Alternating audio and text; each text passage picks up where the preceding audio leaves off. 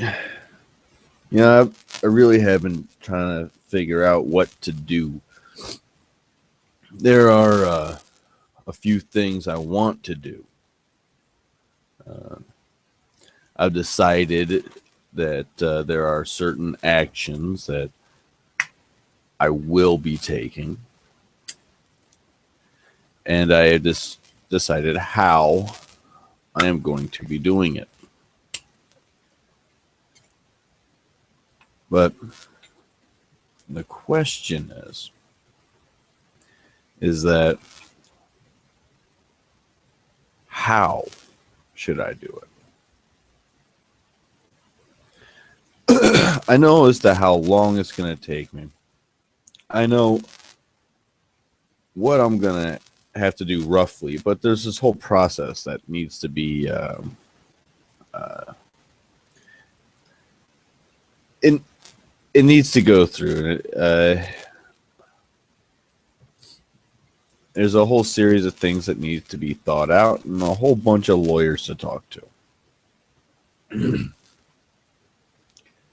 But what I want to talk about more than anything at this moment is what's going to happen as a result of MGTOW.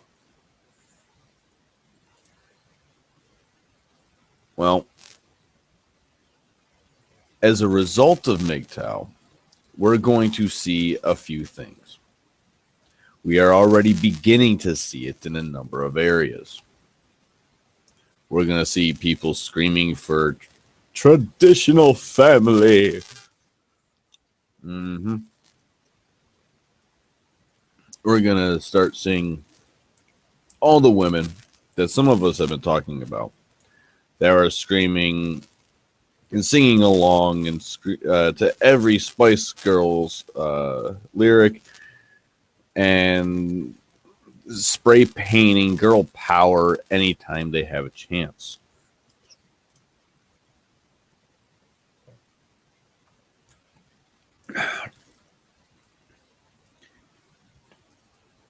What are these women going to do? Well, some people will keep talking about how women in Japan are beginning to go and lose interest just as the men are. Is this happening? Yes. However, what most people tend to ignore is this growing trend in Korea. What's happening is a lot of these women in Japan that are not having their needs met have finally discovered that plastic is a poor substitute. They're going to Korea. The sex trade in Korea is growing. And is growing mainly in the female sector, meaning customers. These women are going on sex vacations to Korea because they can't get laid in Japan. Not only is this funnier than shit, but what it shows is this weird quirk, I'd almost have to say, of female nature. And they'll always find something. The ones that stay in Japan are going and bitching that, none of these guys are paying attention to me. I'm just gonna go eat worms. And then you have this whole other section of Japanese women that are running around screaming, none of these men are paying attention to me. I'm just going to go and suck some dick.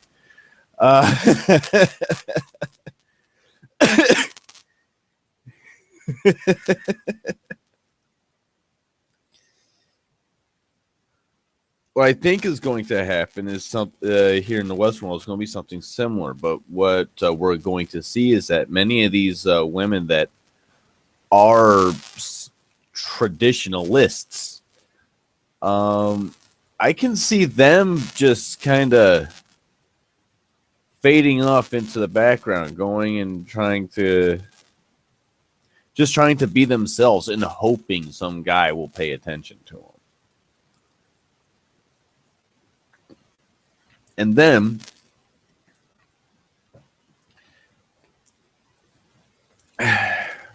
then we have Becky, the neighborhood bicycle.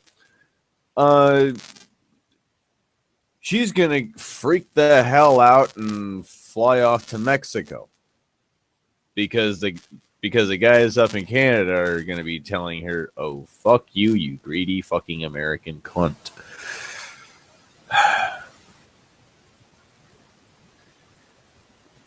And ain't no man from here in the States gonna blame any of the men in Canada for going and telling any of these putrid, rotting meat holes that these women call cunts. If any of these guys actually think that is attractive, dude, I'm sorry, but you kind of deserve what you get. Wow, where did that one come from? Putrid meat holes. I gotta remember that. Holy shit.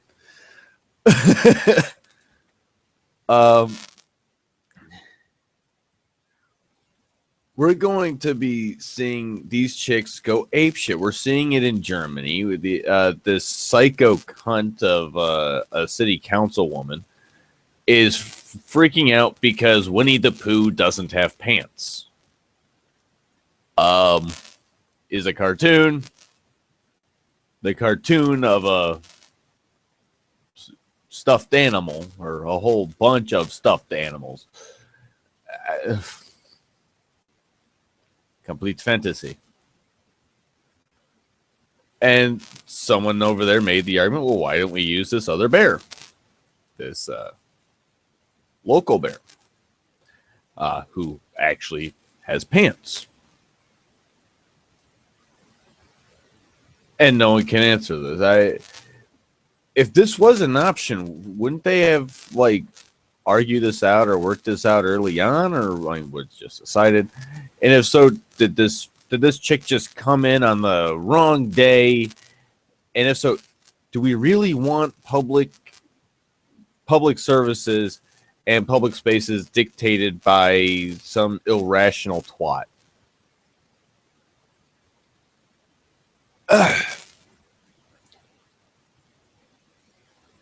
But we're going to be seeing this. More and more men in Europe are telling all these dried up sandbaggers that, dude, I'm sorry, but I value my dick. No, you've been kicking us in the balls for so long. I am not gonna help you go and just if I gotta hear one more of these "the Y chromosome is dying" rant from any more of these fucking gonorrhea Ginas, dear God. How stupid are you?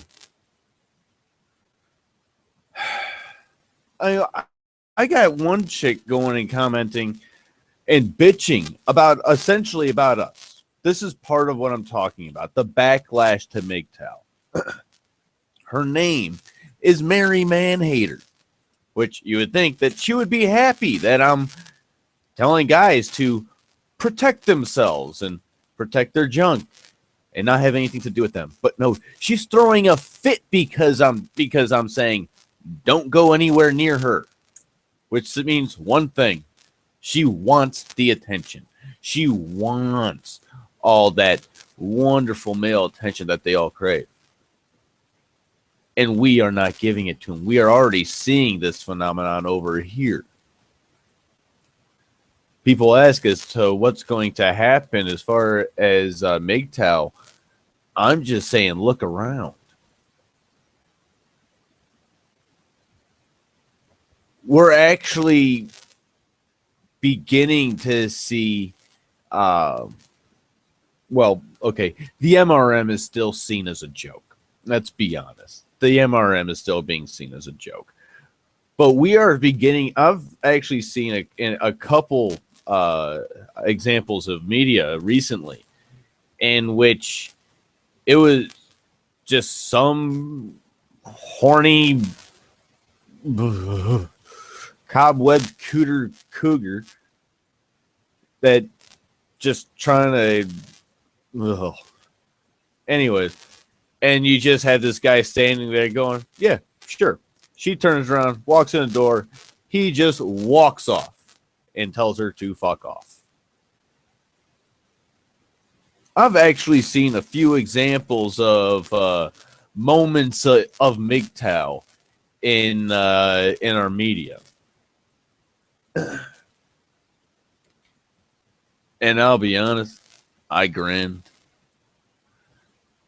It was kind of ear to ear.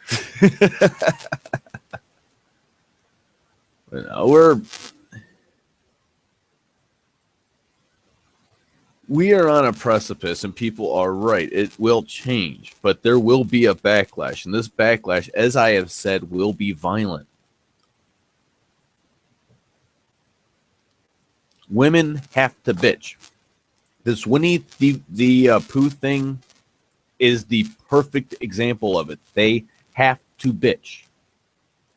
This chick hasn't gotten laid in 5 damn years. She can't bitch about men anymore.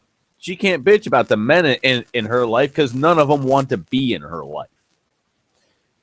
So she has to have something to bitch about.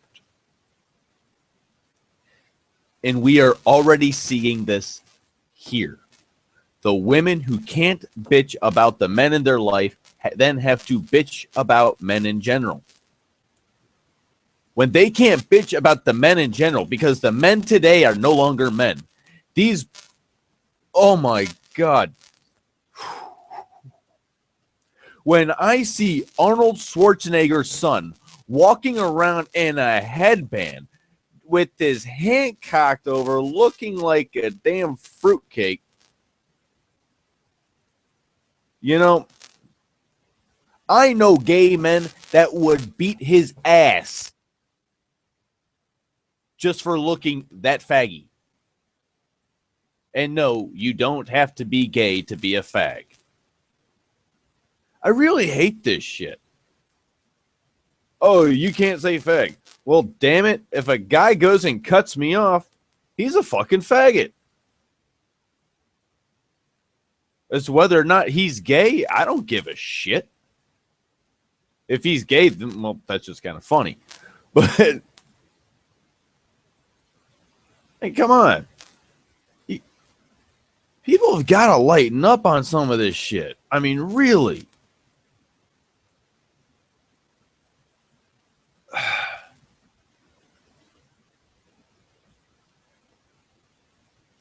Being homosexual has nothing to do with being gay or being a faggot or being a fag. Why? Because the word itself means whatever it means to the person who is speaking. And the context is very important as well. Why can't people understand this shit? But yeah, context will be very important. Yeah, I know. I keep going off on these weird fucking tangents. Oi. But no, we're seeing the development of some very bad backlashes to MGTOW, or what will become the tools for backlashes to MGTOW.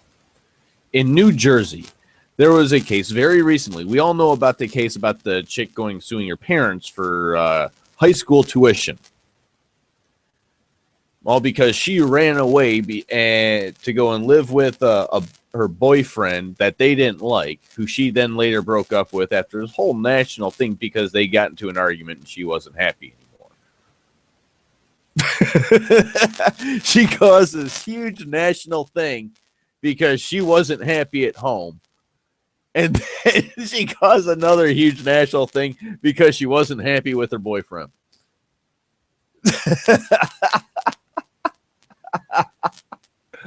Wow. This is just fucking retarded. But anyway, no, this isn't that one. This is another one. This is a chick whose parents got divorced after 2.5 years of marriage. A long time ago. Because she's wanting to go to college. Well, under New Jersey law, right? Under New Jersey law, the non-custodial parent pays for tuition, which, as we all know, that's men. But this is where it gets funnier than shit. Because neither parent is the custodial parent. She is legally emancipated. So now the mom also has to pay.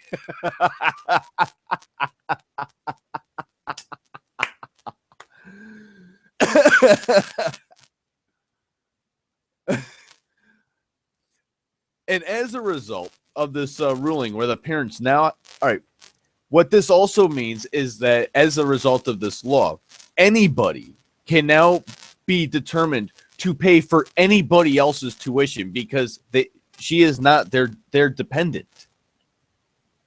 Because of this quirk in the law, as a result of what has happened, she is not their dependent. So this ruling from this judge in New Jersey, all right, thanks to this douchebag.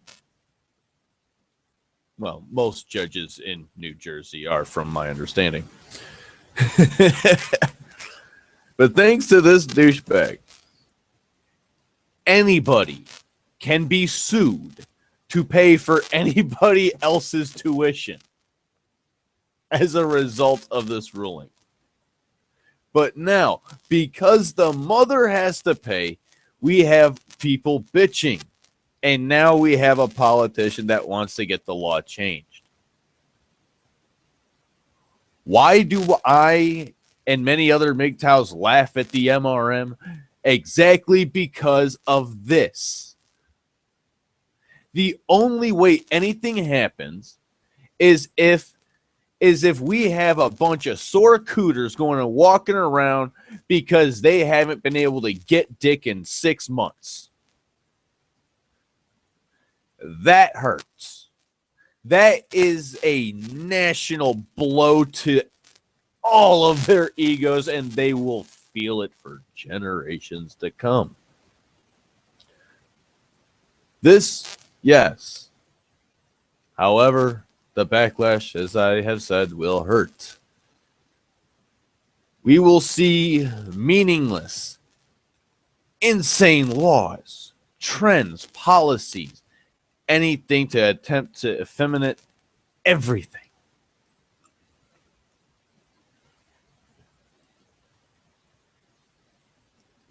We're seeing this thing of we now have to have street signs with girls in skirts and pigtails.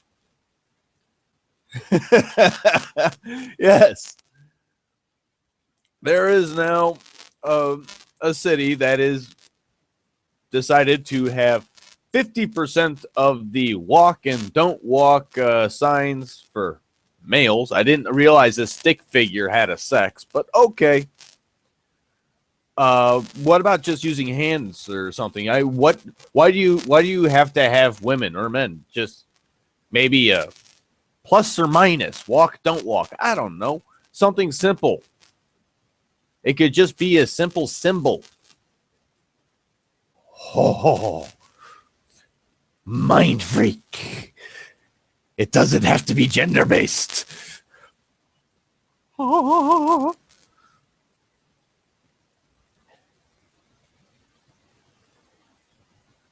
Sorry, I'm going a little nuts.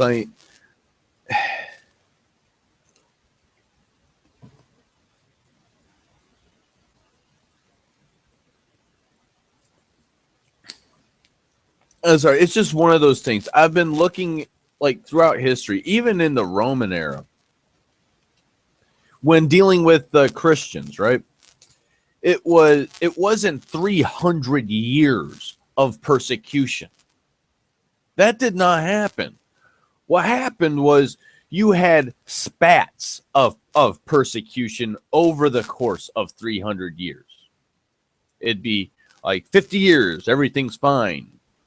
10, 15 years. Kill the Christians. We need street lighting. And yes, they were used as street lighting. Pleasant. I'm really not sure how that would have smelled. I mean, having an entire city lit by the fat that is being excreted and melting from a rotting human corpse that is impaled on a spike. I'm not exactly sure that is what we want to aspire to. I don't understand all these fucking liberals desired to want to emulate the Roman Empire. They made their mistakes. They were a republic like us, but they were a republic similar to Sparta in that sense, and they had similar problems that Sparta had. We did our best in a attempt to fix that by going and breaking apart the powers of the legislative body and setting in our checks and balances, which wasn't always present in the Roman or Spartan forms of republican governments.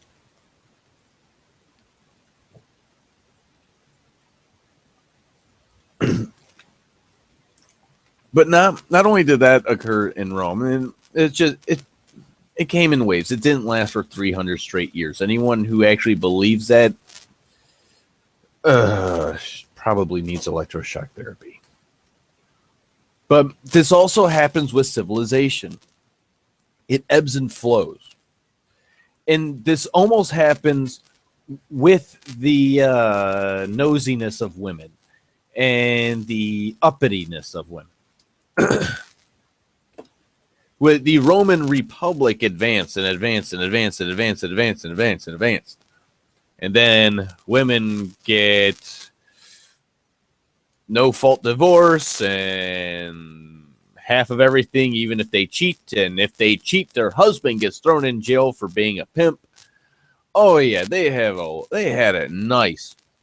And what happened? Men said fuck it, and they kept doing it, and men kept saying fuck it and fuck it and fuck it. And as it slowly spread, because word spread so much more slowly back then,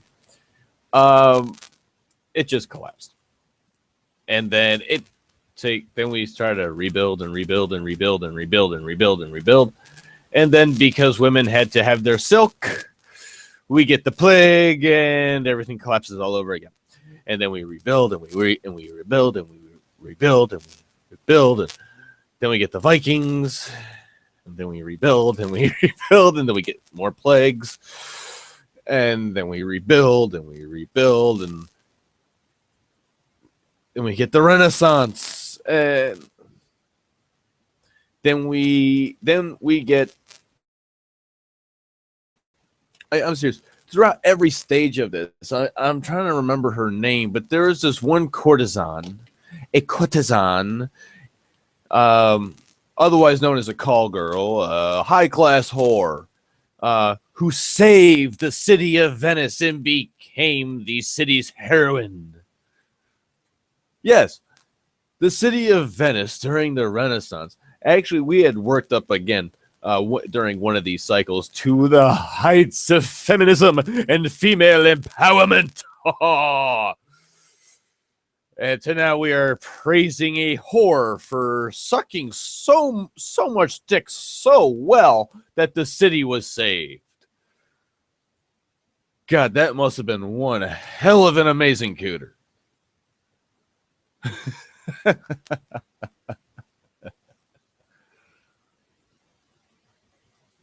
But we see this at every fucking stage. The women in the Middle Ages, as a result of all the wars and men going off and dying in the Crusades because some fuckwad wanted more power, and some idiot decided, you know, if I go and promise them that no matter what they do, they'll get into heaven and they'll be rich and they'll have their own castles and they'll have their own 72 virgins. Hey. As an excuse to go and rape, pillage, eat human flesh, mind you. All right. Oh, yeah. After they went, all the, what some today would call alphas decided to go off and die. Any other man that was left over then had to deal with all these women who now had property rights because every man in their family was dead. And what happens? Men stop cleaning shit up because, well, women keep bitching. Rats build up in the walls. Fleas on the rats start biting people, and plague spreads all over again. And we see this because what happens, I mean, you can actually see it in the chronological timeline. As each time the Crusades and the big, strong alphas that just want to go and prove their manlyhood and utility to all those women at home, all to make up for the fact that they have a 4-inch dick. While the guys at home that are figuring out how to survive off the land, raise crops, food, develop new technologies, are left with all these women who are now in charge. And shortly after they all go off and die, disaster ensues as men start telling all these cunts to fuck off.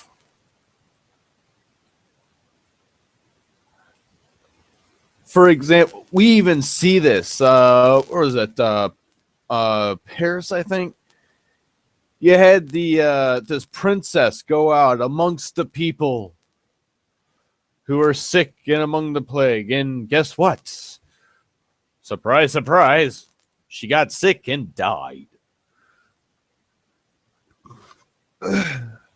Never mind the thousands of other people dying horrible deaths, but this woman who dies, once again, a horrible death, in the lap of luxury and most likely drowning in opium and mead and other wines.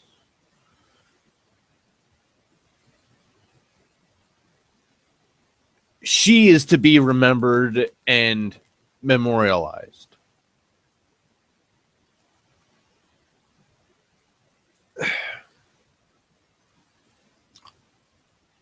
We're seeing things about how this is supposed to be the century of the woman. We're seeing how we are told that we need to step aside. This backlash is only going to get worse as more and more women begin to figure out that they cannot have it all.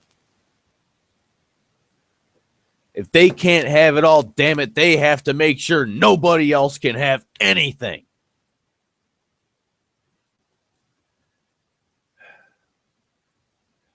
Because, oh no, a woman might actually have to go and work in a coal mine.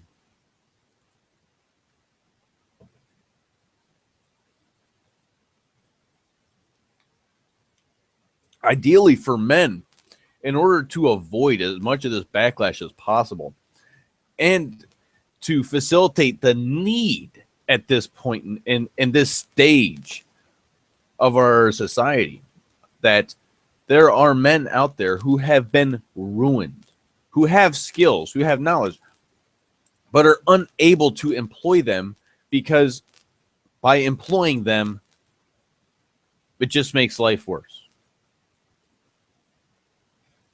When you have someone who has to pay out 120% of their income, there's no possible way to do anything.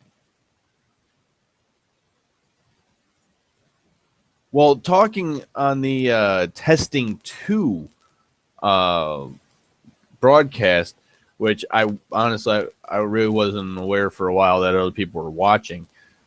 And then once I did, it was just a bit of a disconnect. It was the idea of like an underground railroad for men.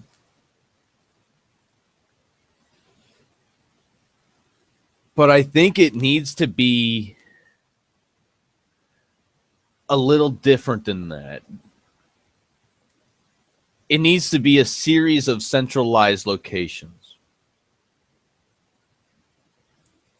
What that means is land. That means secluded, self-sufficient, self-sustainable. A place where someone's able to actually have a life and not be relegated to the dredge of society.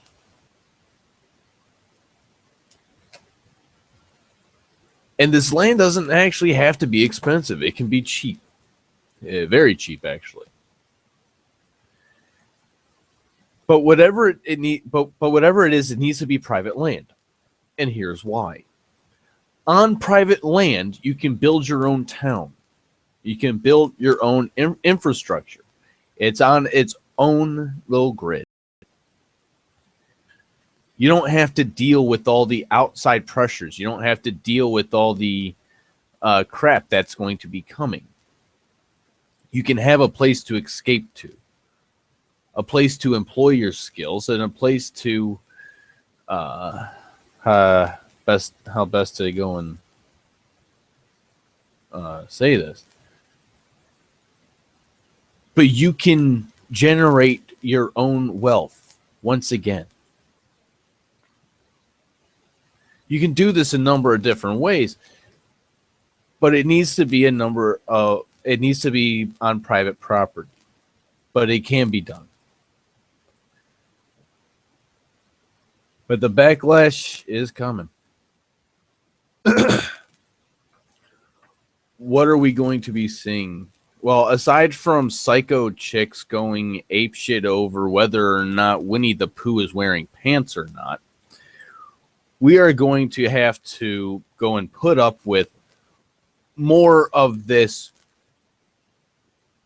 You have to do this, or you are a misogynist. If you don't let me win, you're a misogynist. If you don't give me the job, you're a misogynist. If you don't hand us life on a silver platter on our terms in any way, shape, or form that we ask, you are the scum of the earth. And this is going to come at us in policy. This is going to come at us in law. Where we've already seen it with the whole Google Glass thing, because Google Glass is dying in part because of regulations brought about by women bitching. They're going to bitch and bitch and bitch, and we're seeing it with this Sharkiza cunt, and all that is happening is with this bitching and this moaning and this screaming and ranting and raving. More and more men are saying, fuck it. And the more men that are saying, fuck it, the more women are bitching because we're not giving them attention. But they want to get into these fields because they want the husband. I'm not kidding. I was over at a state office the other day, and I had to go and do this small talk bullshit just to be able to file some stuff with the state with this clerk who decided that she just wanted to go and chit chat. Well, she doesn't actually want to keep that job. As it turns out, she has that job specifically to try and find a boyfriend, because no guy in her circle of friends will have anything to do with her. This is what's coming. We are having to go and deal with these psycho lunatic twats, and we have to have a way out. We have to have a way for men to start over in this world. And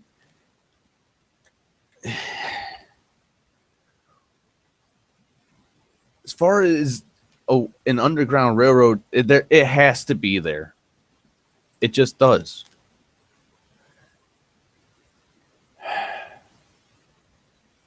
Each area, as far as land, would have to be somewhere around 250 acres in order to be self-sustaining. There's a few places you could do it. Out towards Wyoming, it'll get cold as shit, but you have the ability to have geothermal power, geothermal power, and you'll have you. I know there's a way. I know there's a way, and there's enough of us that we could do it. But we're making this hurt, and the more we make it hurt, the more they're gonna bitch. We see this in shows. We see this in this reality TV shit. Bill Cosby gets accused. I don't know if he did, if he didn't, no matter what. But he gets accused. And that's all that is necessary. And what is left of his career is destroyed.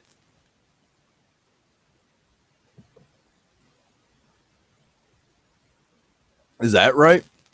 No. Do we see that for all these women? No. What do we see for these women? Well, we have Jodi Arias over here, of which there is no doubt that she butchered. I mean, just straight up butchered this man. There is no question whatsoever. But we have to go through this over and over again. And now the fact that this guy even watched porn is now an excuse, is reason enough to go and kill him. She strangled him. She stabbed him. She fucking shot. Are you kidding me? She slit his throat. He stared at himself in the mirror as she drew that blade through his neck and killed him.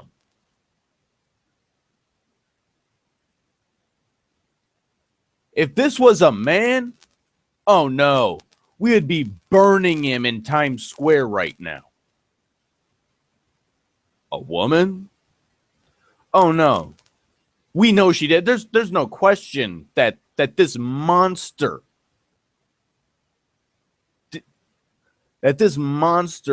took the actions that she did. But no. We have to play nice. All because she has a stink hole. All because she can go and pop out a screaming little... Ugh. And this is nothing new. You can look back in the archives over in England, or London especially. They were dealing with feminist cunts in the 1700s. Boston had to deal with feminists before the revolution.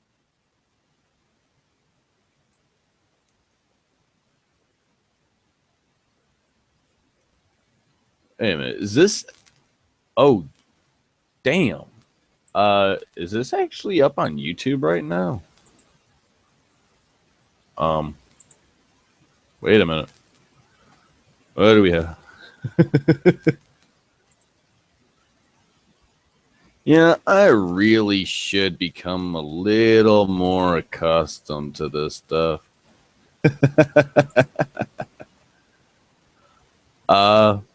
Alrighty.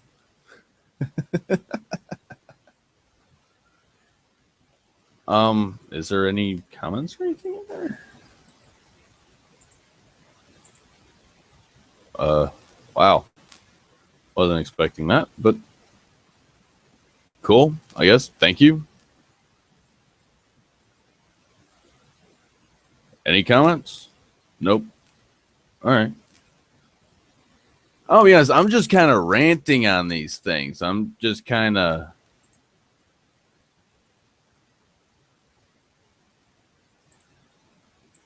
Yeah, I'm going to just mute that. I don't really need to hear myself in my own ear. That's just really annoying. But no, we got. I mean, oh hell! As far as funding it, as far as funding an underground railroad or a private location for private towns, powerhouses, and all that.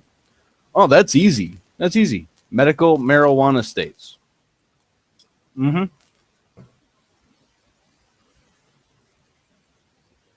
The reason being is that it can't be fully legalized. You have to have a strict consumer base.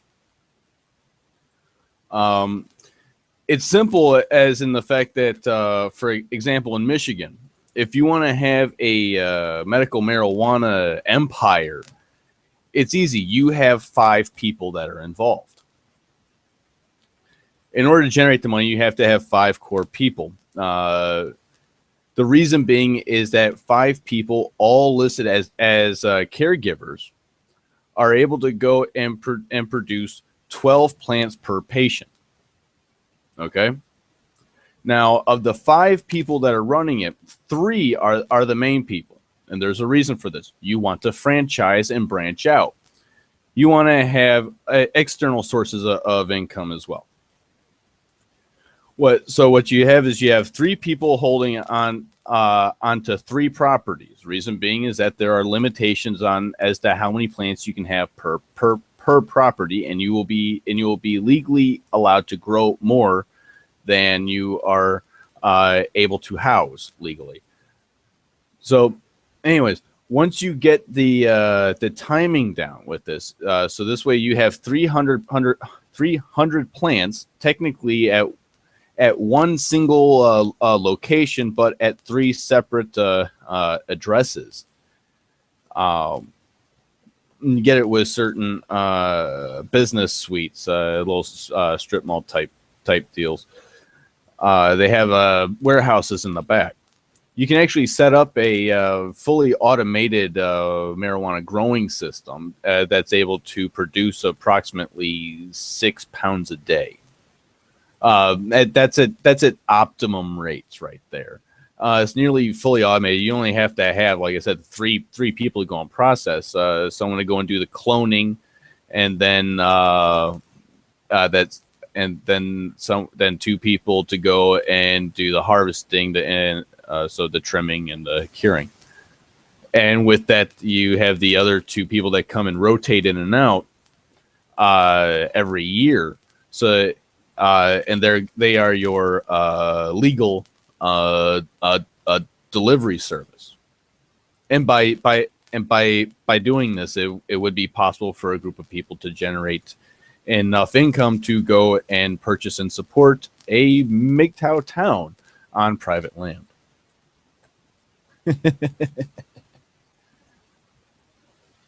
But yes, a way out is possible, and oh, yes, it is definitely possible.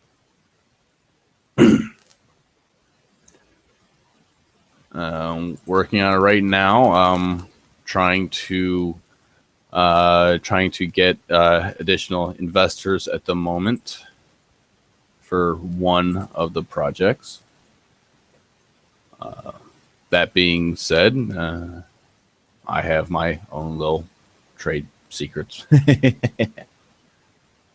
But after being broke and told that you're not able to legally make any money in which you have to fill out a W-4 form for, you have to come up with other means of income, and this is one of them. It's legal and very, very lucrative.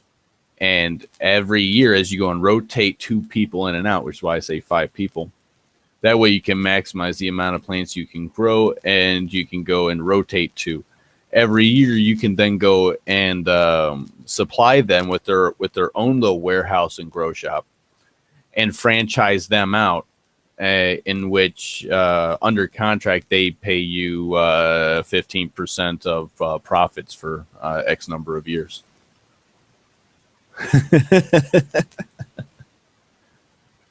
But yes, there is many ways to make money doing that. I am live. I just clicked and the video started about. Okay. Wow, I did not know there was another MGTOW live chat going on at the moment. I honestly had no clue.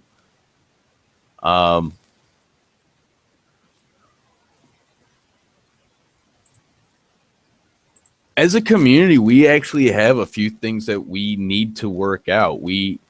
I know I have bitched and railed against orthodoxy, and I most likely will continue to do so until the day I die, if that day ever comes. Never know. If we advance as far as we can in nanotech, anything's possible. But I would like to see us as men finally come together and see ourselves as a community. I really would. We're seeing this backlash from women because women see themselves through other women's eyes, and they see everything to them is female centric. We need to start looking at things as though it's just as male centric. We need to start thinking ahead. What do I want available if my son has to go through any of the same bullshit I have had to go through? And the answer to that question is what drove me to my original comment about the idea of a underground railroad of sorts for men. I mean, this would be for men that there's a whole bunch of men that would need it. There are. Sweet, you have a card. So you understand as to what I'm saying, and the whole limit of 300 plants per address. You know what? That's a good idea to stick by that. And fuck Sea of Green. You want a full 6 month grow on this one. The reason being is that if you do, you can harvest up to a pound per plant. G13 White Widow, man, look it up. It kicks ass. I grew it. A lot of people have trouble going and growing it. The trick is getting it past week 3 without burning it. It's very nutrient sensitive. It's extremely salt sensitive. Don't use any General Hydro or any of that cheap shit. You only want organics and distilled water, and of course hydrazine. It works great. It's a really great enzyme. It knocks down your algae and other harmful waste products. But yeah, it's great.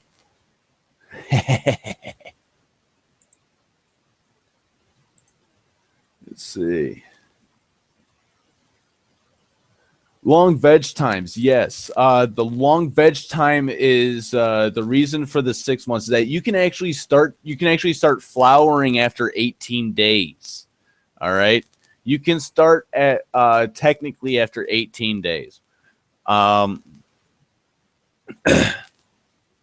long veg time is because it needs to be grown in a cool environment in order to go and maximize production. Also, you can use LEDs or CFLs. High pressure sodium won't do shit for this strain. It won't do a damn thing. It will die. It will turn yellow. It just doesn't work. The reason being is that it gives too much yellow light. It doesn't give enough in the 640 to 650 nanometer range. It doesn't give enough in the 450 nanometer range, and it sure as fuck doesn't give anything in the 280 nanometer range.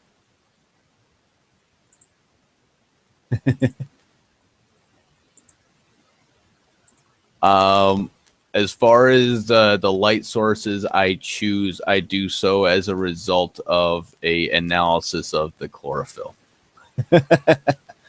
A friend of mine is currently studying at U of M Dearborn.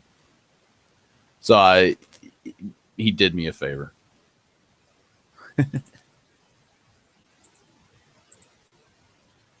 It counts. Damn it. This is going to be one of those gay moments where it's just going to be only like, what is it? Like half of any comments are just going to go and pop up in the spam folder, isn't it? Ugh. And I hate it when that shit happens. You know, if I could, I could just go and click an icon and just say approve everything. But no, we want to go and control what other people say. Fuck you. If someone wants to go and call me a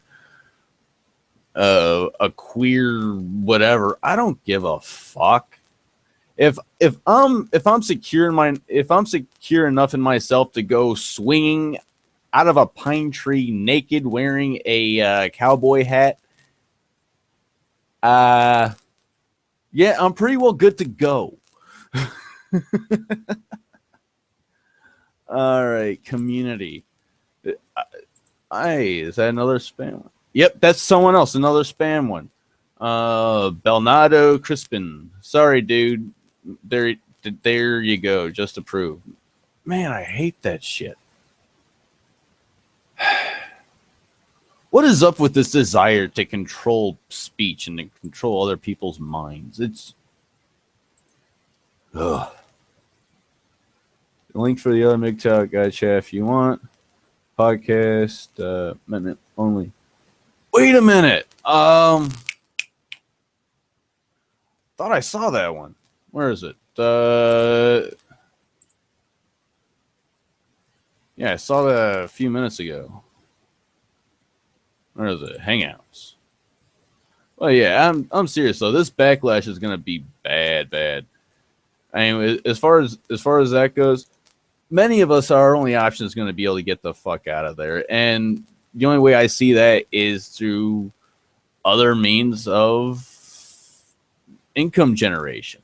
If you've been destroyed financially by a woman, come to Michigan. Come to Michigan. Certain areas of Michigan are not too bad. In the Three Rivers area, south of Kalamazoo, you can rent a house there with a nice sized basement. Cool temperatures are preferred. It helps slows down the growth rate of the plants. That will allow you to go and generate income without having to worry about the Uncle Sam taking it from you before you can pay a single fucking bill. Hey, there it is. Dimitri. That's why I know that one. He's one of my subscribers. Frequent commenter. He likes to tell feminists to fuck off. I like it.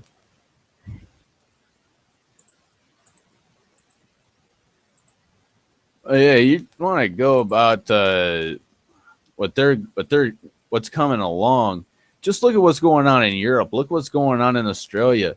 These guys are going through fucking hell right now.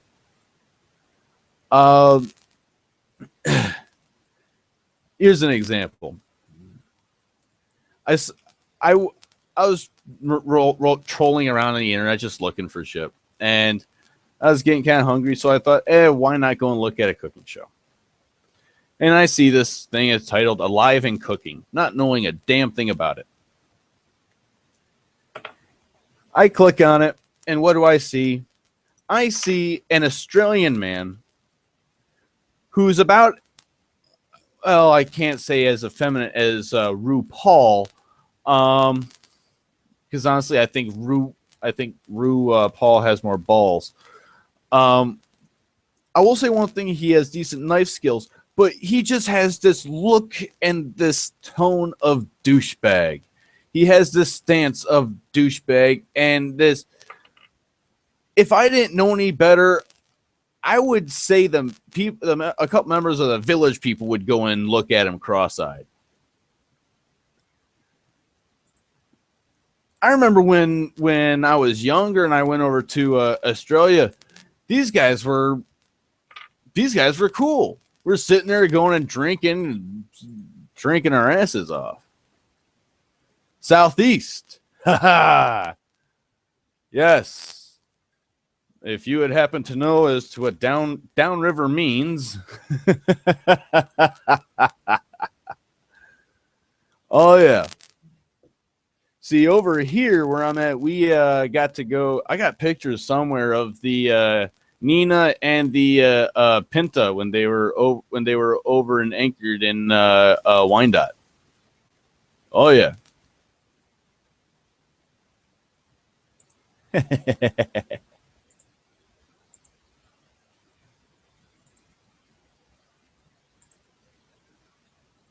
So what, like Monroe or Wayne County? Or Oakland. You know, though, here's the sick part. The group Michigan for parental rights. A lot of them I've come across. A lot of the men involved are they're there. They're right there with MGTOW. I am not kidding. One of this chick that's a member, she was actually elected a councilwoman for Kent County.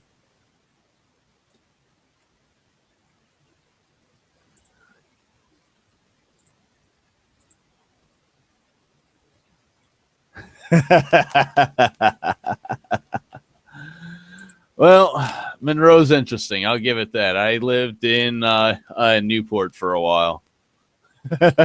Newport Farms, actually, right next to 275. Hell, for a while I worked over at Bay Corrugated. I became a licensed machine operator over there.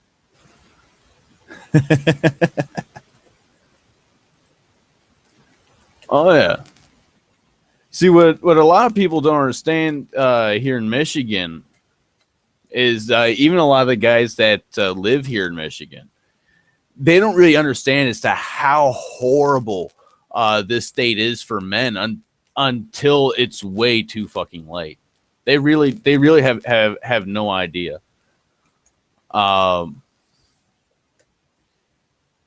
As far as what's going on up here, I believe I said in the other video, they had the like I said, I understood the convenience of having it in or they tried to have it in Detroit, mainly as a result of the bridge or the tunnel. I like the bridge better. Tunnel's just, I don't know. I just don't like it. But yeah, dude, I'm sorry. When your town's one of its biggest claims to fame is General Custer. Yeah, I'm sorry, dude. See, I grew up with a giant missile in my park. See, where I grew up, it used to be a nuclear missile base. Oh yeah, and the silo is still there. I actually know of 12 nuclear fallout shelters within a mile and a half of me. Oh yeah, and then we're talking like the big public ones too. I have one that's only about a block away.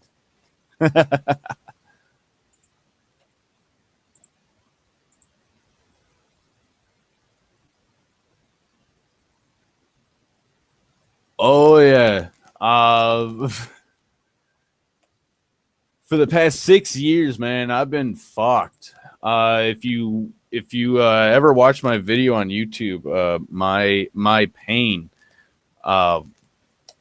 dude. Aside from the crap I've had to deal with my former family, I really haven't. I wasn't able to find shit for that first year as far as work. And when I finally was able to get a job, a decent paying job using my actual electrical license, when I finally found that something that I could actually kind of pay my ex-wife with, I mean, I'd barely be able to make it, but I'd be able to go and pay like $360 a month at a little skeezy motel behind a strip club, which I did. But yeah, I was able to pay that for a while, but once I found a job that would be able to actually cover my ex-wife, once that happened, my professional license got pulled, my driver's license got pulled. Any option I had to try to get things back together just went right out the fucking window. And ever since then, I've gone from learning how to go and grow like 12 different types of shrooms. Especially, there's this one called Space Coast that they found that was supposedly could only grow around Cape Kennedy because of the special types of pollutants, otherwise known as rocket fuel. Usually a result of the spilling of hydrogen peroxide. So that just tells me that these plants need, or these fungi need additional oxygen. So I think that, and no big fucking deal. I grew up on an old missile base. I know right where to go to get that type of soil, and sure as shit, it worked. But you have to come up with ways to go and Selfridge. I got my own thing with that. I don't know. As far as all that goes, I actually went to a military school when I was younger, so a lot of what a lot of what other MGTOWs go and describe as their high school experience, I just didn't have. I didn't experience that because I was at granted it was a co-ed military school, but everything was still, I guess we could now call it in a sense, male oriented. Emotional bullshit didn't mean squat. No one gave a fuck. Male, female, no one gave a fucking shit. In your downtime, if you wanted to walk around in pink bunny slippers and walk around like Arnold in Christmas Story and that in those pajamas, if you wanted to go and do that, no one gave a fuck. Except the moment anything sounded, everyone had a job to do. Everyone knew what they had to do. Everyone did it. Male, female. Hell, one time I actually had to my junior year. After being an asshole, basically, I became the PT officer for F conduct. What this was that it was my job to make anybody who screwed up during the week puke, pass out, feel like crap, run them into the ground, basically. And this one weekend, I had gotten my girlfriend. So I ran her out to the summer camp, which was 5 miles out, 5 miles back. About 20 minutes of side straddle hops. I put her in the front leaning rest position, the push-up position, not down on the ground, but arms extended. I had her in that for 20 minutes before her first push-up. She puked and then passed out into it in the span of about 30 seconds. That was my job, and I enjoyed it. Boy, did I enjoy it. But no, I didn't have that experience of going through high school with all the hypergamy that all of you have gone through. I didn't have that experience. If I had, I'm sure that my life would have turned out much different. I don't think I would have gotten fucked over nearly as bad if my life was anything like anyone else's. Because I didn't see that as a teenager, I wasn't made aware of it. I wasn't made aware of it until my ex-wife, the bitch, she. At first, I was thinking that fucking cunt. Okay, there's a few of them. I was thinking maybe like 30% of women were like that. And then after I eventually started actually thinking about it and looking into it and stopped looking at myself as the problem, going, how the hell did I fuck up so badly? Once I stopped doing that, I tried to find a reason. I tried to find logic in it. I tried to find anything that made any kind of sense whatsoever. And then I just started realizing, hey, almost all women are like that, because I didn't even think about the men's rights movement. It wasn't even a thought of mine. I hadn't even considered it. And as far as MGTOW, oh, hell no. It wasn't. I had thought about as to what would happen if all men had just said fuck it and walked away. I had fantasized hundreds of times, thousands of times. But no. Never in a million years would I have ever dreamed that enough men have gone through as much shit as I have. And never in my life have I ever felt so horrified that so many men have gone through this shit. It was weird. I hate to say it, but I was happy. I was happy because I wasn't alone. But I was just straight up horrified by what I was learning. And from what I was learning, there is nothing that's going to... Yeah, there's nothing that's going to bring us back.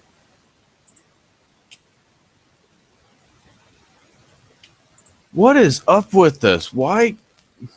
Sorry about that, dude. Why all this shit about not allowing comments to go through? Why? If someone ever references another YouTube video, oh no, not allowed. How dare somebody even think of possibly posting a video to help support the claim? I see. So we're seeing this feminist shit all over the place. There is no excuse for any of this shit. None whatsoever. There is now a feminist Bible. Are you fucking kidding? They have actually gone to the Bible to go and change all this stuff about from he to she and all this other weird shit. What I want to hear them go and come out with the feminist Quran. Please. I'm sure that the fucking Sharia courts in Dearborn, and yes, there are Sharia courts in Dearborn. Don't let anyone try and tell you otherwise. Let's see as to how they react. We're gonna see it in the Dearborn paper. They're gonna be going apeshit. Except some of them they're not even gonna know what to do. They're gonna want to go and burn the feminist Quran, but in the process, it means burning the Quran, which they cannot do. Hopefully, it'll just make all their heads explode. But seriously, the other guy was right. If you want to talk about a feminist culture, look at the Muslims. Yes, they are oppressed, but at the same time, not only oppressed, but they can essentially be handed a house if they go and show someone a knee. I mean, if for a group of people that are that sexually repressed, dear God, here, I have an idea. Let's go and send Miley Cyrus, Kim Kardashian. After about a month, they'll never want to go and smell a cooch again.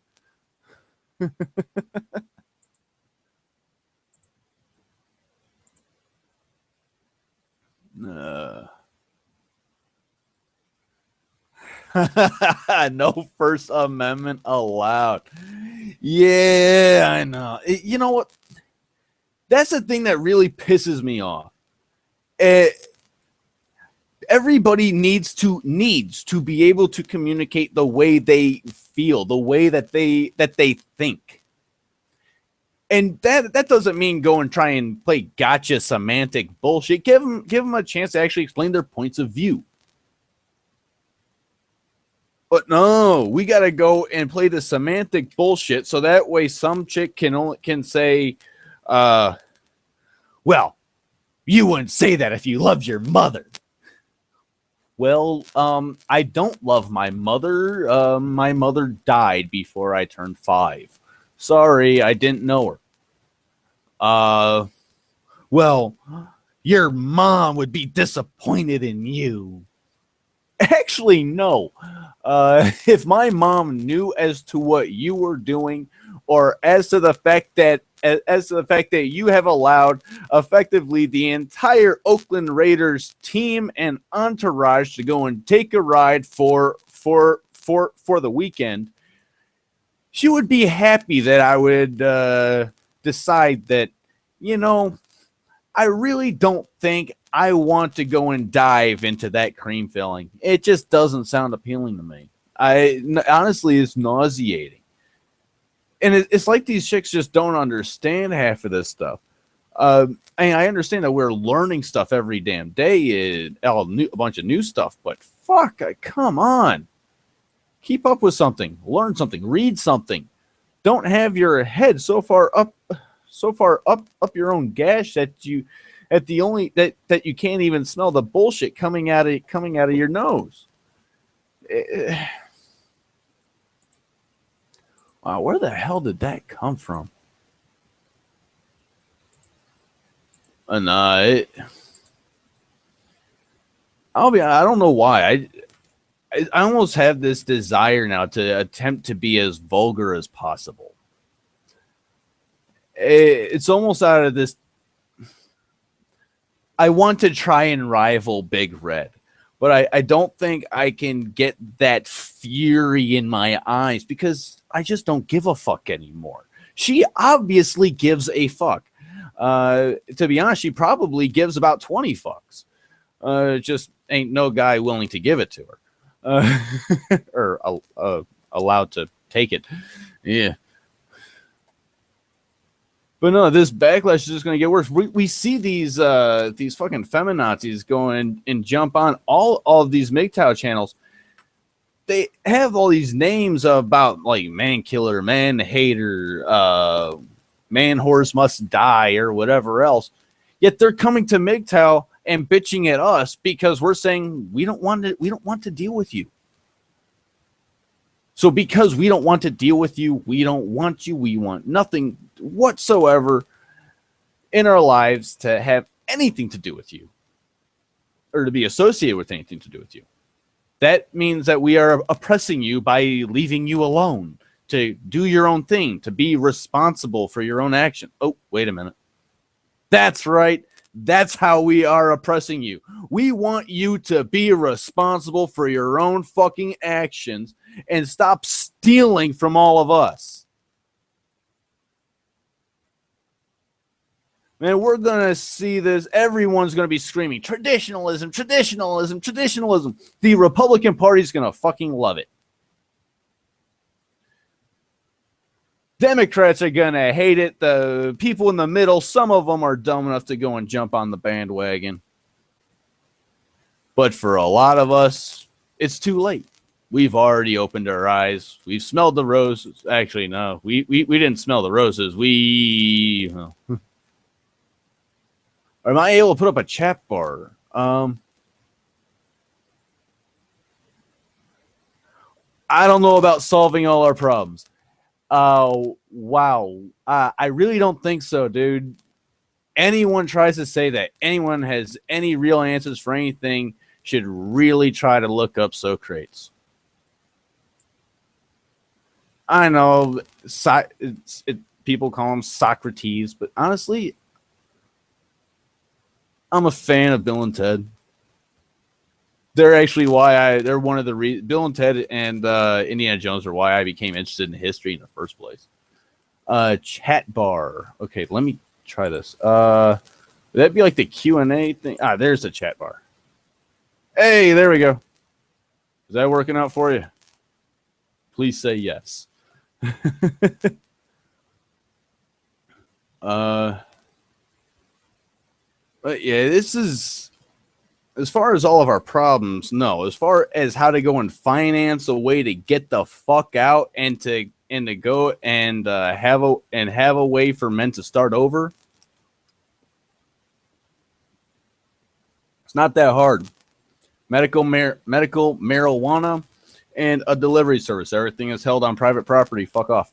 As long as everything has a separate address.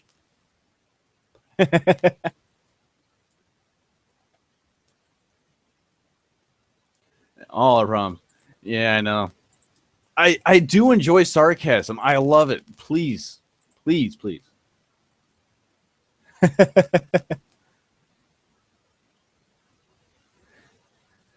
Hey, Elusa. Oh, wow. That's on the old rant video. Please be muted. All right, sweet. Hey, come on. Does anybody have a topic? I can only sit here and rant for... Actually, no. I can sit and rant for a long fucking time. It's honestly kind of obscene. Wow, have I really sat and thought about how much of this shit pisses me the fuck off? I have a chat bar on Google Plus, the Google Hangouts thing. Can you get on there? If you can, great. Or do I have to? Maybe there's a Q&A thing. How can I set that up? Maybe this feature disabled. Damn it. Maybe try that chat bar again. Hello. Come on. YouTube. I tried the YouTube thing the other day. It didn't quite work out very well. I'll be honest. It really didn't. There was a hell of a delay. It was over a 2-minute delay. It was bad. Chat bar. Yeah, that's here in... No, the wait, live control room and info and settings for YouTube. Public, quick, custom, advanced settings. Category, recording, automatically record. I thought it already did. Syndicate everywhere. Chat, automatically block spam. Okay. I'll get that out of the way. Standard YouTube license. Creative Commons. What's that one? That's everybody, right? That means anybody, guests, everybody. Allow embedding, age restrictions. Well, I don't know if my language is very good, but I'm not exactly intending to. Well, you really can't say Richard Pryor. Anyway, I'm not Will Smith. Fuck him. Yeah, he learned real quick about tax rates over in France, didn't he? Oh yeah, 75%. Oh, that's something different right there. Oh, the feminist goal of invading the gaming industry. Holy fuck, dude. Dude, we could actually start with Mrs. Pac-Man. I don't know if you're old enough for that. Hell, I'm barely.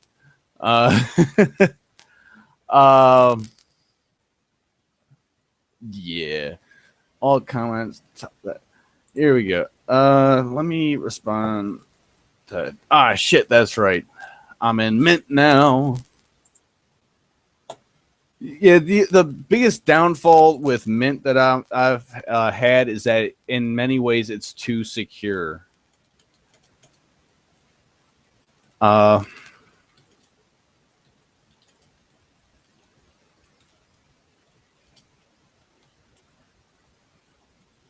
some things I can't do where I would like to be able to do them, and it is a bit of a pain in the ass.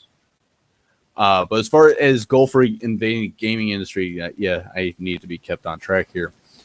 They're not going to stop until there are women running around in the game, and the goal of the game is to rip off dicks and impale them on spikes. There's probably going to be a there's probably going to be a Vlad award for the first woman to impale 10,000. I really wouldn't put it past them.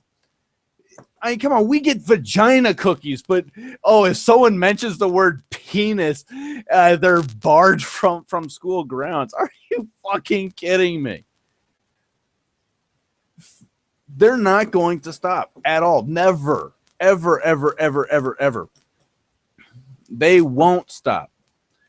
The only way, what's going to end up happening, the way I see it, is feminism is going to be regulated into gaming.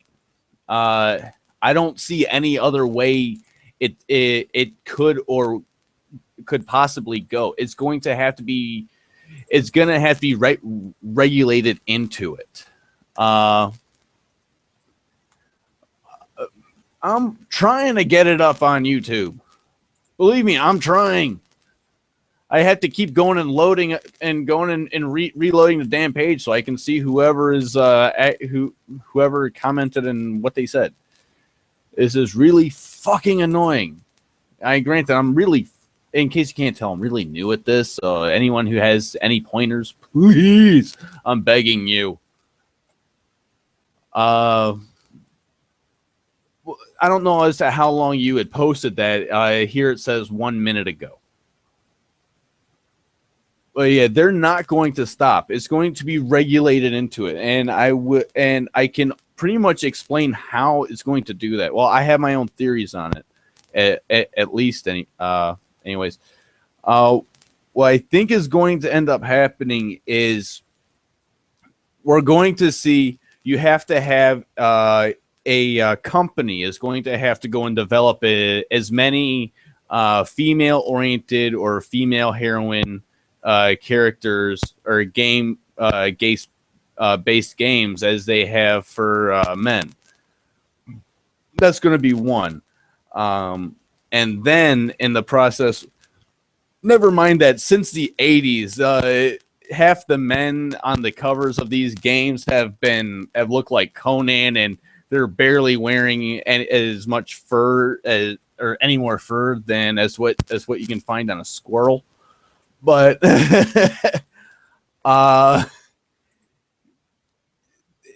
yeah, they always want to ignore that. They don't want to acknowledge that many of us, like myself, we're not 210 pounds. We're not Conan. I have a brain.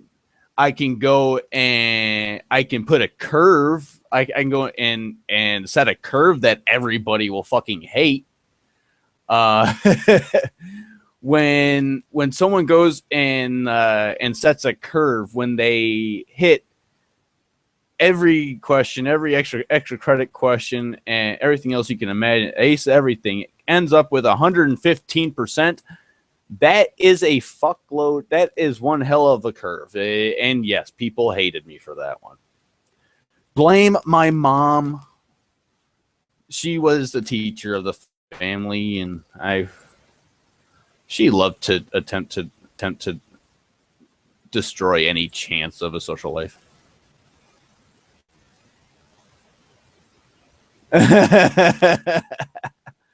Can't help you. Google it. Yeah, I'm looking through the options here. I'm trying to figure this thing out. I know. This is really the third time I've attempted this type of format. I'm still learning on this. Ad insertion. Fuck off. Ad insertion. Dear God. All right. Public view, comments, info, settings. View Google Plus. All right. Custom encoding options.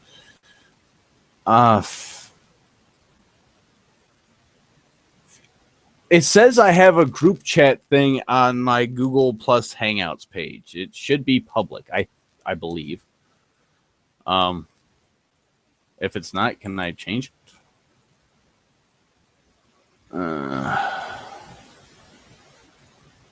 don't know. Control room. Okay, that I can turn off the mic, video, or change that. Well, it does nothing. Showcase, screen share, chat. It says I have a chat thing. It says I've posted a hello.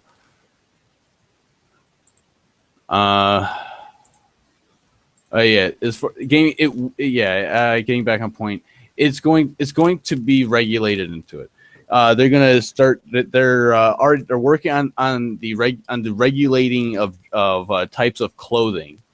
I'm assuming we all knew that was coming. But I think we can expect almost essentially like a form of the fairness doctrine to be imposed on the gaming industry as far as gender politics.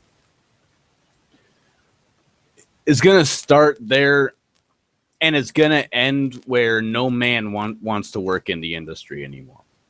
That's where it will end. The same thing happened in teaching. Effectively, most men were out of teaching by the 90s. Right now, like 95% or something retarded of teachers are all female. You're just not going to have a lot of men going into it anymore. Hammer, I'm working on it. I'm trying. But I still want to try and stay on topic. Anyone wants to put in anything on this, on the gaming industry, please. You're probably much more up to date on some of this info than me. I spend most of my time reading science journals. I try to understand as much as I can, mainly because I came up with a theory back in 2007. Based on a number of variables, and so far it's looking like it's working out in that direction. So some of this stuff about how to set something up I've been working on for a long time. That's kind of where what I meant by going GALT. You're gonna want a plane. You're gonna want skills. You don't want anyone to be able to go and trace you, to track you. As far as the gaming industry, honestly, as far as men, it's going to have to almost become a pirate industry over the next 20 years. We're going to have to be able to have a way to produce games in such a manner that they cannot go in and regulate here in the States. They can go and regulate what types of games are developed, and they can go and regulate what types of games are imported. But as far as games that are imported, there are much looser restrictions. If anyone who has ever seen the cartoon of Ronald the Barbarian, if it comes in foreign, they'll pretty much allow anything. I had come to that one actually from the whole seasteading thing. That was one of those things that I had considered. As far as the tech industries that seasteading could effectively protect, that would be the gaming industry, because you could make any type of game and sell it online, and the government's just they couldn't do a damn thing about it. It's gonna have, if the gaming industry wants to survive, it's almost gonna have to go online, and they're going to have to compete with open source. They're going to have to compete with everybody working in their garage and their offices, all of us, all MGTOWs. The industry is going to have to compete with us as we are making better and more engaging games. Let's see.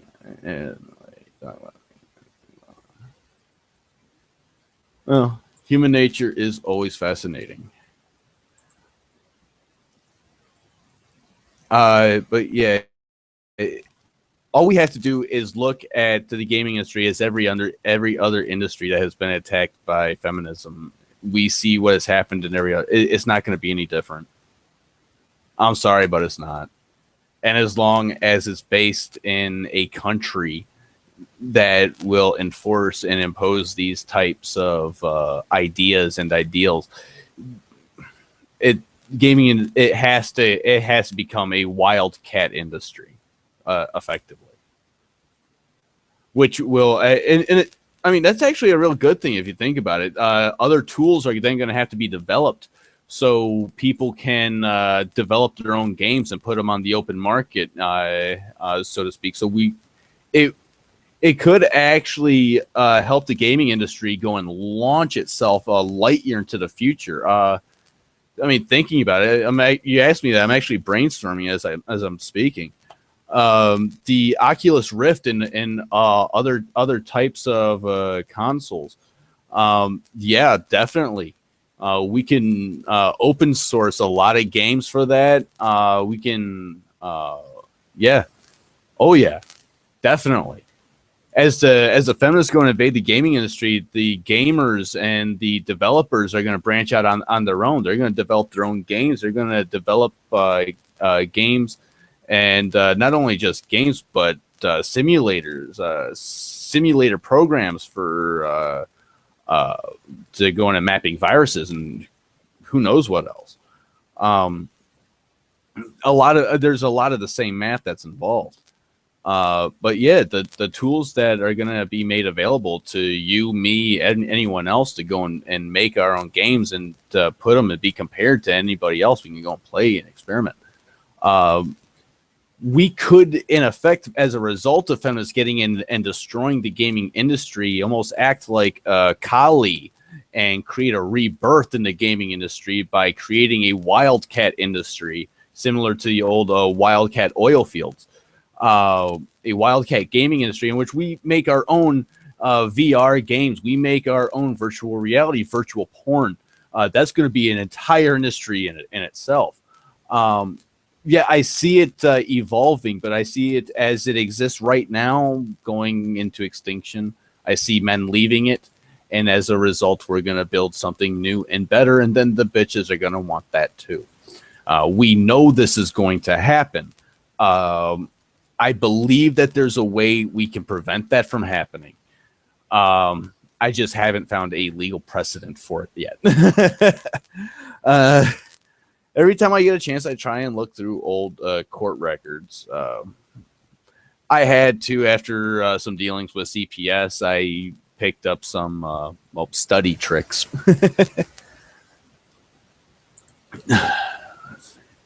Reload. Nothing yet. Damn it. No comments over on Google Plus Hangouts, huh? Shit. But yeah, it's gonna die. They're gonna kill it, and it's gonna be a long, drawn-out death because so many people have so much invested into it. So many people have so much emotion invested into it and money invested into it. So it's gonna be a long, painful demise.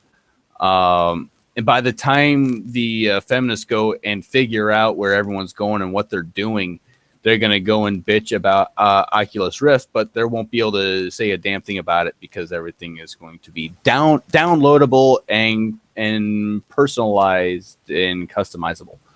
So fuck them.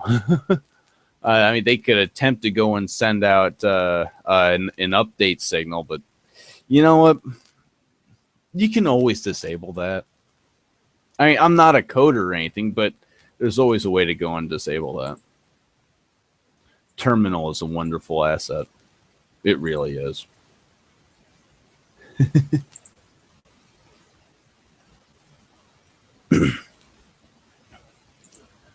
No, I do love sarcasm. Please keep it coming. I'm not kidding when I say that either. And I love irony. If I say something ironic, please point it out. It's something to be embraced. The fact that we are capable of understanding and having the concept of irony and being an entity that is effectively, as far as we know, the most complex organism in the universe. Take some pride in that. Take some pride in that. Be something other than some animal that roams around on its knuckles, living at moment to moment based on the chemical signals within their body. You're nothing more than an animal if that's the case. Fuck that. I'm a human being. I have a mind. I can think. And I can grow.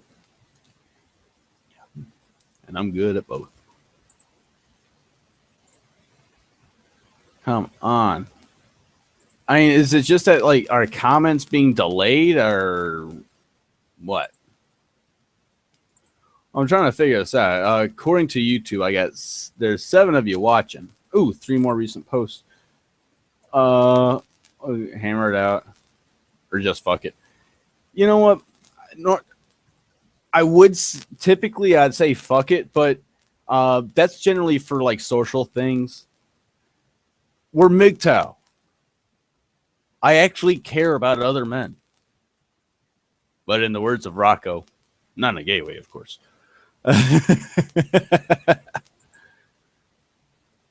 That movie for me will always live. I love the Boondock Saints. Oh yeah. I mean, seriously, who among us has never thought that? Who among us has never fantasized about righting these horrible wrongs in our lives? We've all fantasized, but yet we've also all had to come to the realization that in the world we are living in, if we try to do the right thing, we get fucked over. And now we have effectively in mass are saying fuck it, and they don't like it. Because they want us to go and worry and mope and moan and just concern ourselves with every waking second of our lives of their emotions, their concerns. I'm reminded of Toby Keith's song, I Want to Talk About Me. All right. As I'm listening, I listen to that and I'm laughing. And then I hear this other song. Who the hell was it? Flipping through the fucking stations. It went from Toby Keith to this guy. What the hell? I want to be a good man. I want to be a strong man. Yeah, he's talking about how he wants to go, and he's effectively singing about how he wants to be the ultimate tool to this woman. He's actually sitting there singing. The whole country song is about how he wants to be her little bitch slave. He wants to be her utility. He wants to give her his money. He wants to be forced to have to prove how he feels every second of his life.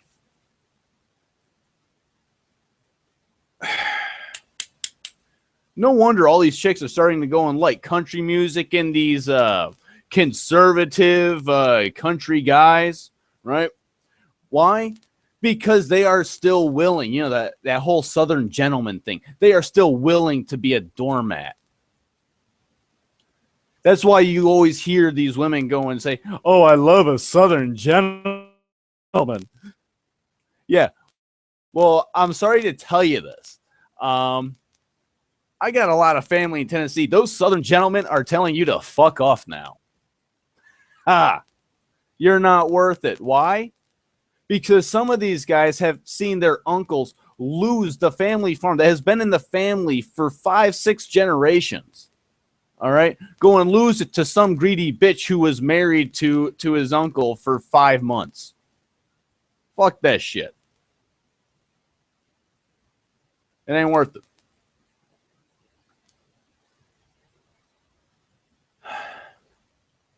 No, they don't know. Some of these cunts know what's coming. They just can't face it.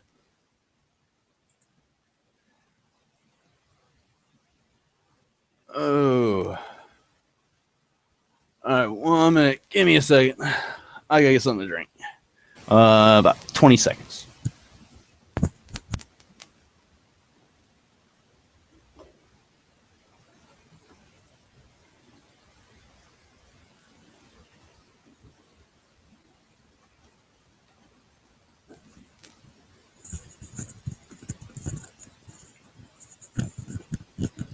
Oh yeah, it's just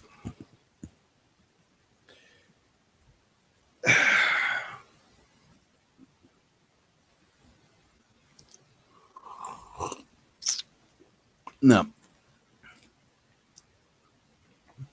It's basically my landlord. Yes, I have a landlord. She is a friend, actually. If anyone's actually weren't, yes, I am cohabitating with a woman. A MGTOW living with a woman. Oh, God, the sky's on fire. No. I helped her out a while back. She's helping me out now. She's giving me a place. She's giving me a roof over my head. This computer that I'm using to speak to you. Food in my belly. And a basement to grow all of my stuff so I can get back on my feet. She's a friend who helped me out and is repaying the favor. But if that's for anyone who's curious about who that was, she just got home from work. Well, no.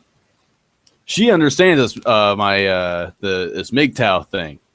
Oh, she understands. She has to listen to me rant day in and day out. She's right over here, and she's listening to me talk to you about all these stinking twats roaming around this country. No, she is not a no Walt. She is an opportunist. But then again, what woman isn't? And for that matter, what for most men are as well. We have to be. We really, really do. Now, getting back. Oh, so many rants tonight.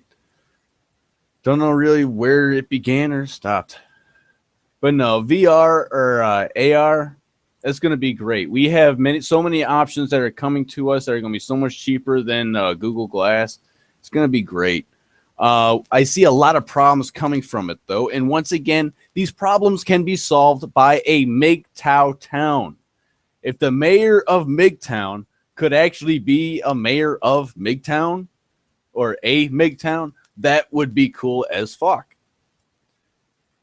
And the fact that he is a success in life kind of leads me to think that it might be possible that if such a place were to exist, the mayor of MGTOW could become an actual mayor of a MGTOW. We could actually go and rent out or set aside blocks so to allow tech companies to go and try things out in real world applications. For example, people are trying to go and try out new forms of power generation with different types of pavement, different types of building materials, different types of infrastructure. It's a private community. We can allow any company to go and do whatever they want, update our shit, give us the best in the world, and pay us for it. While all at the same time creating a place for men who have been decimated by the family court system to have a place where they can once again have a place to attempt to thrive in this lifetime.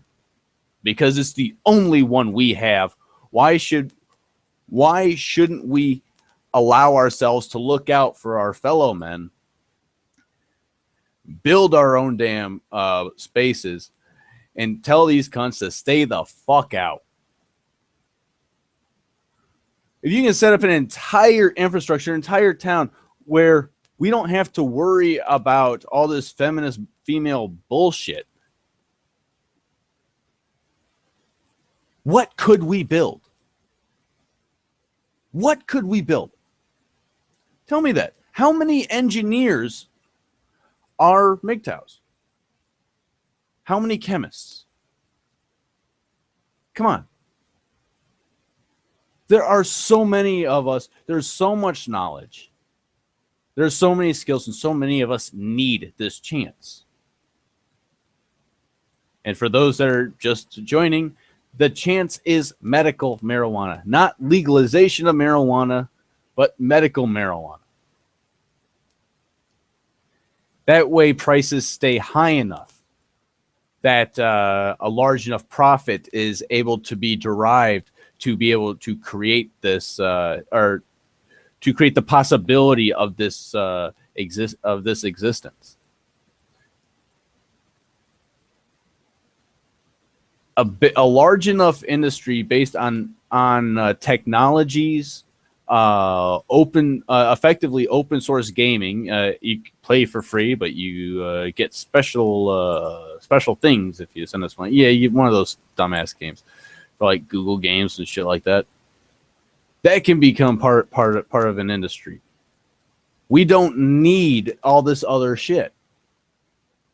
With land, with water rights, we have water. Solar panels, we have power. Geothermal, we have heat, power. We bring in companies. MGTOW could help usher in a new tech revolution. We just need to be able to get there in order to do it. And the only way I see us being able to do that is medical marijuana. Or cannabis. I really hate the name marijuana. That is a political name. Fuck that. It's cannabis. Give me some fucking cannabis. Please. Speaking of which, let me clear the bowl.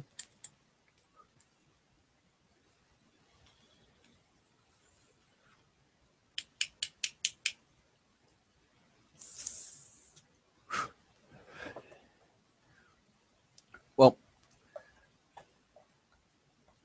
I have issues as far as my identity for a number of reasons, mainly because of how I have had to go about surviving over the last 6 years. I realize what I have done, and I also realize that certain people, very specific people, would like nothing more than to realize and to know that I have been able to pull yet another rabbit out of my ass. The very fact that I have pulled yet another rabbit out of my ass does nothing more than hurt me. So, hence the whole Mysterio thing and all that shit. And as far as all the photos and the other videos of lightning and the volcanoes, honestly, I just think it's cool. I really do. Volcanic lightning to me is just the raw power of it. It just speaks. But that's me.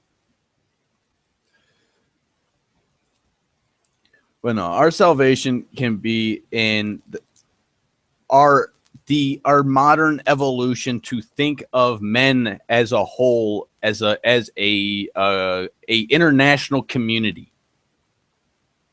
A couple years ago, I'll be honest, I didn't give a shit as to what men were going through in Norway or Sweden or Australia or Germany or England. Canada. I didn't give a shit.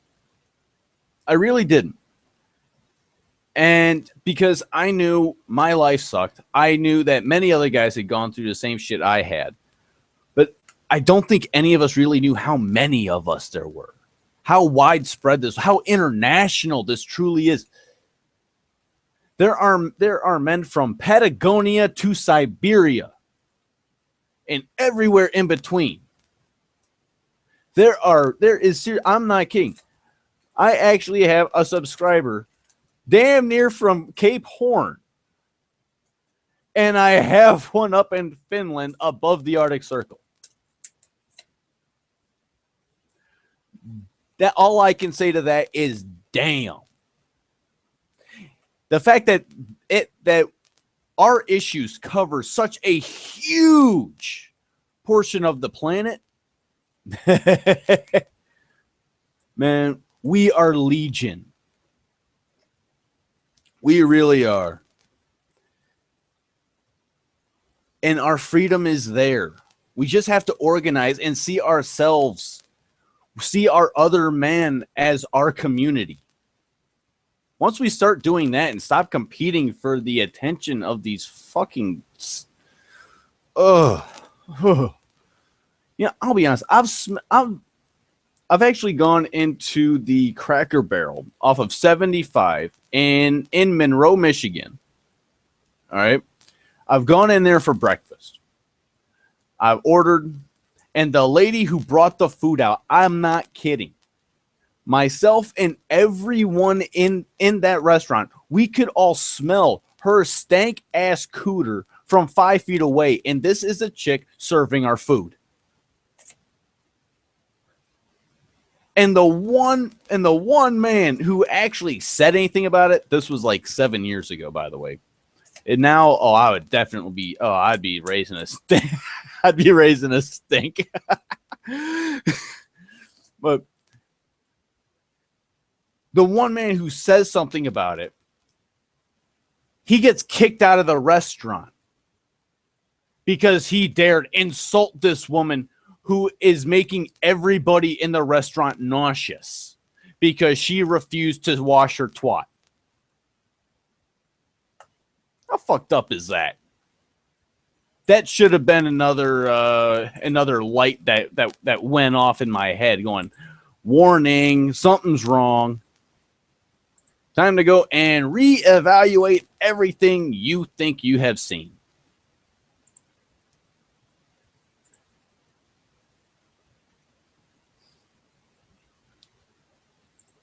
But did I get it then? No, I didn't. I didn't get it until, like I said, until a couple years ago. I got insanely curious, and I wanted to know if there was a biological link. And in the process, I searched every feminist outlet there was on the internet. I went to everyone, seeing what was wrong with me. And what did I find? I found these bitches bitching about their husbands being too nice to them. I found these cackling hens going off and having a problem if someone wanted to help them out or asked them to. This one chick I had, he dared to have the audacity to go and tell me that I should be able to do as much as he could. He knows he's stronger than I am. Ugh. It was reading those comments that I like, there's got to be a better way. And I'm searching out, I find men's rights and I become interested in that. And then I find girl rights. What? And on the side of the YouTube page, I see something that just looks kind of weird. MGTOW. And I click it. And from that moment on, I have never looked at anything else the same way again. As I said before, I tried to take a break, but damn, man. You can only take so much. Mostly male places. Yeah, it is. It is. I know. The only reason is because it is a dirt track, and most girls just don't like the idea of being dirty because it gets in their makeup. And anything that gets in their makeup, it just highlights how much they have caked on and how many years, how much sun damage and how many cocks that they've been exposed to. They're just trying to hide all of that. They really are. I mean, there's actually there was a place over here in Michigan that was for sale. I mean, it was actually really expensive, but it was in the middle of nowhere, secluded. It had its own airstrip too. Perfect place for a MGTOW town. It had mineral resources, water, and I mean, this thing wasn't big, but it was 200 acres. It was big enough, barely, but big enough. I mean, it's sold for, what was it, 675,000. For as to what it was, it sold cheap. But there's land out west from here and south of here that's a hell of a lot cheaper. And when you're looking at a piece of property that's like 1,500 acres, I found one out in Montana, 1,500 acres. Taxes on it were $7 a year.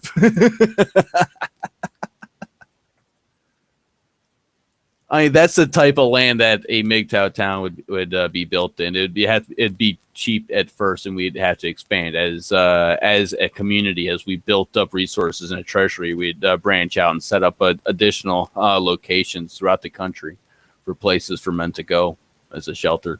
It's the only way it can be done. It has to be done privately. We're never going to get funding from a state or anyone else.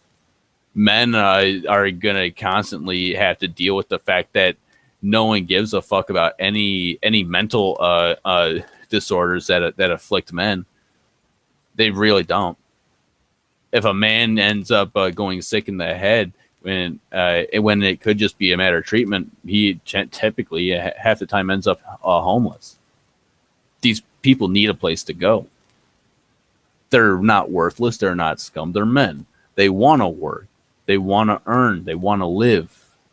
They just want that. They want to have the chance, but they can't do it in a society in which you are a number and you are tracked every step you fucking take.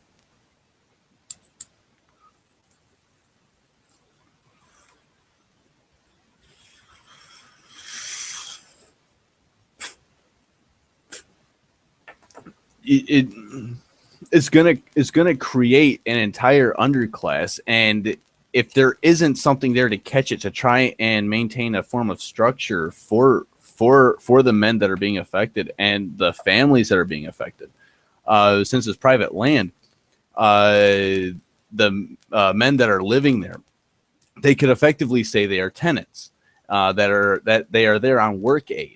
They work for their food. They work for their room and board, basically. We just don't tell anyone that their work is them going and tinkering around, inventing shit and making patents and then licensing it out to other companies and making $1 million fucking dollars. We just don't tell them that. And you can do it as soon as you branch out into other areas as well, because once you do that, you can then go and incorporate. You can set up each location almost as like a separate company, and then you can then incorporate the companies.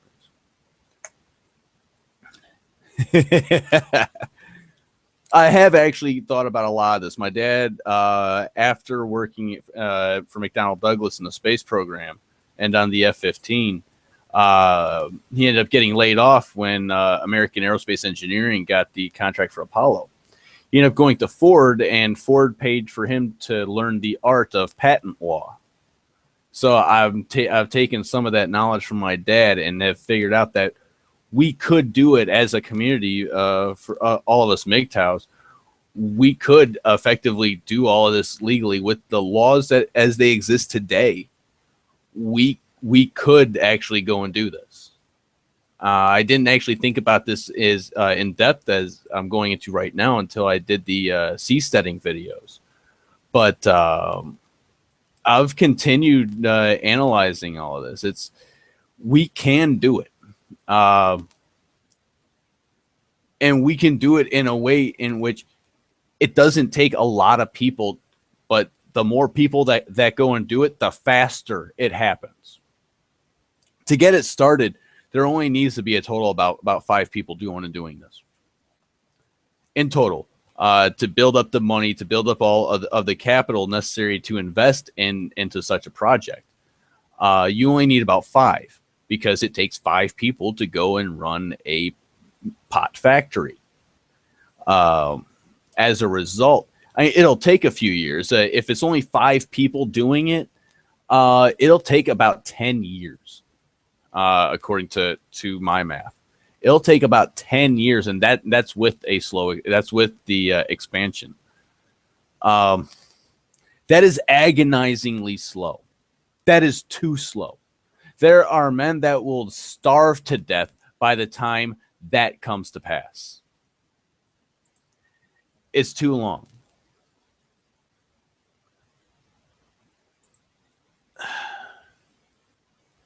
Yes, I heard about the guy.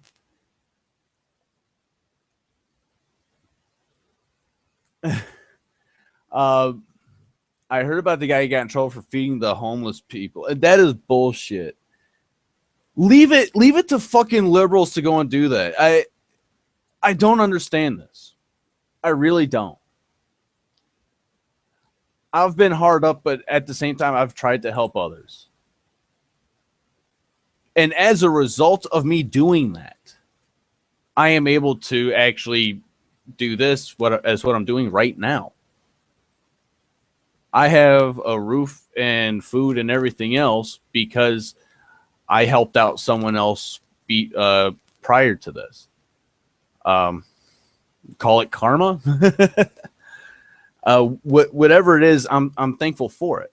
I just know that as to what I have had to go through, though, in order to get to this point, nobody should ever have to be faced with, ever. Living out of a truck, living out of a tent.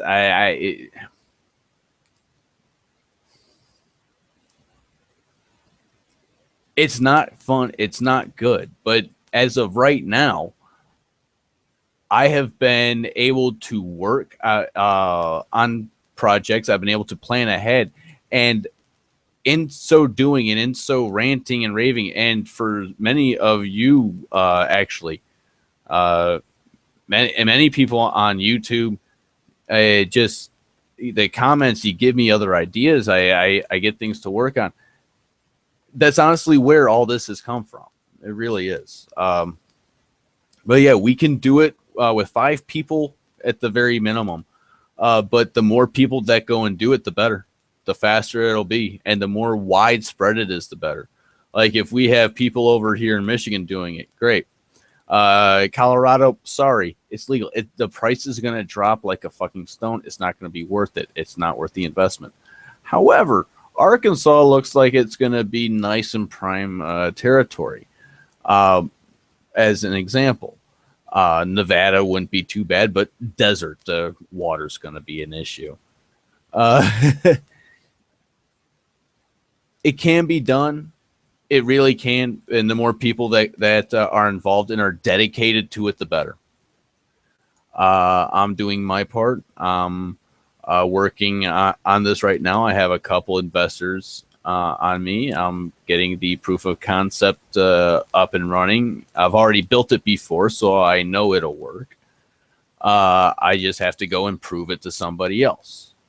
And hopefully within a year, 18 months, I should have a facility up and running. That is how quick this can work, even on a small grow. Small grow. It's all about timing. It's all. It really is. It's timing and light. Timing, light, and drive. You really gotta want to. You really want to do it. You really gotta want to do it. There's a lot of work that's involved. You got to plan ahead. Like for instance, something a way that that other MGTOWs can help out. If for instance, if you are going and setting up your own establishment, and you decide you want to go and found your own MGTOW, well, Wouldn't it be nice if you knew if there was a MGTOW contractor in your area that would be willing to go and help you out in building this town in the interest of helping out other MGTOWs? I understand the whole men going their own way and we are decentralized, but if we have a more interconnected network of communication, that could actually help speed this up. Like if we have MGTOW cement contractors, they can come out and help out with that. And wouldn't you be more interested in hiring a MGTOW contractor than just some fucking than some pussy beggar on the end of a phone? Damn it! Got another fucking bang. I hate those things.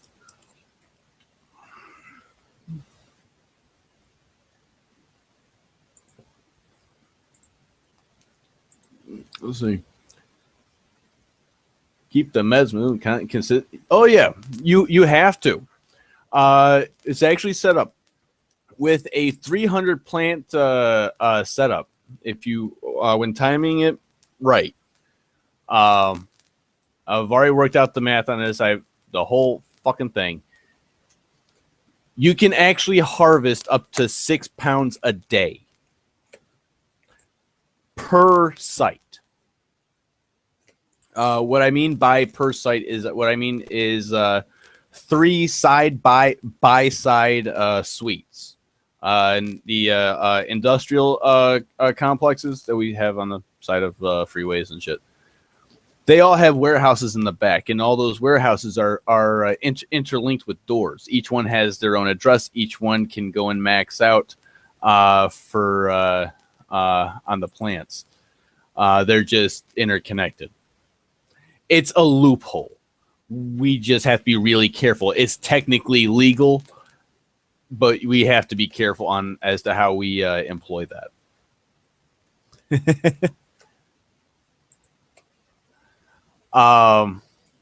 Yeah, as far as harvesting, we're going to have 2 people harvesting constantly. That's going to be their daily job. To simplify harvesting, what we're going to have to do is half of our product is going to have to become concentrates.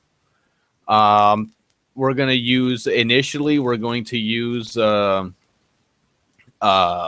dry ice, simply because we can buy dry ice with food stamps and it's more cost effective that way. Free you really can't get cheaper than free, at least out of your own pocket. I understand where it comes from. It comes from my own fucking tax dollars. So why not use it? But yeah, I've figured out ways to go and grow on the cheap. I mean, cheap. I was actually working on a way to go and set up a website where the whole thing it was set to establish money. You pay a little money for a membership, and I teach you how to go and grow a 12 plant grow that draws less than 600 watts of power, and is able to produce over could produce about 2 pounds a month.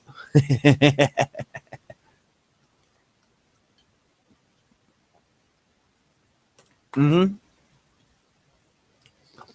I have my own accounts over at Shroomery. Yeah, I got a few of those over there. Oh, you can probably see some of the early work I did on the G13 White Widow strain. For a long time, I was the only one who had posted any work on that strain on a couple forums. I don't have what people would consider a male name on those forums, by the way.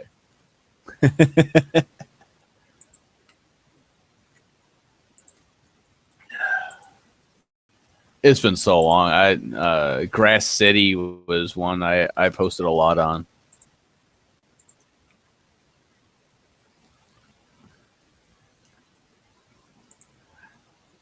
I'm being lectured by one of the subscribers, the one that was helping me out with the first video. I'm actually enjoying the rants. Cover a range. Yeah, I tend to ramble a bit. Compromise all of your videos. I don't really try to do that. Just a lot of the information overlaps. It really when you're talking about things about human nature, so many things overlap because you're talking about the human condition.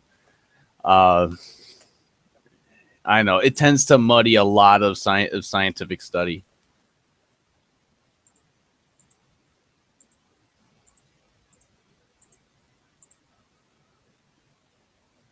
Hazeman Genetics. No. Mr. Nice Seed. The original ones out of Amsterdam. We actually had them smuggled in a lead-lined mug. Oh, I'm not worried about it now. We had them brought in a while ago. It's well past the it's well past the what the hell is brain fart moment. Whatever it is, when you're no longer able to hold someone accountable for something. Time discretionary period or whatever.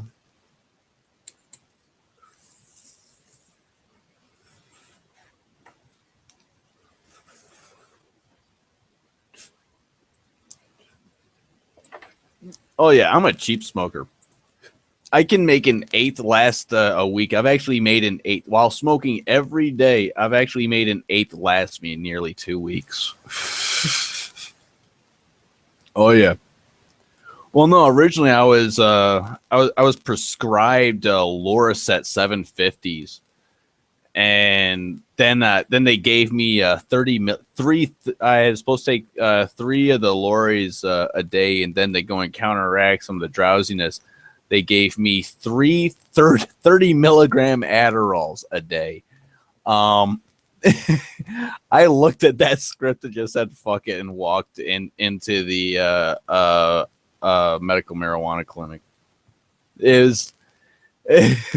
I'm looking at this going, fuck that. I'm not becoming a junkie. I refuse to. Yeah. I don't like opiates. Period. I don't like opiates. I know as to how to grow poppies though. But I don't like opiates. Too many problems. But as far as growing, yeah. The whole trick is automation, because if you're talking 300 plants, what I'm also referring to, we're talking like a dual system of hydro and aquaponics. The aquaponics are actually going to be held separately. They produce their own nutrients. We can also sell we can sell that as compost to all the hippies in Ann Arbor. I'm not kidding. They'll for some of this stuff, they will not blink at spending $90 for 5 pounds of fish shit. I'm not kidding. You go and you blend up some guts in there, throw it in. Every garden that they have will blow up. You will become their only supplier of a natural organic fertilizer. Oh yeah, I've thought about 8 different ways to go and make money off of the weed industry and the byproducts of it.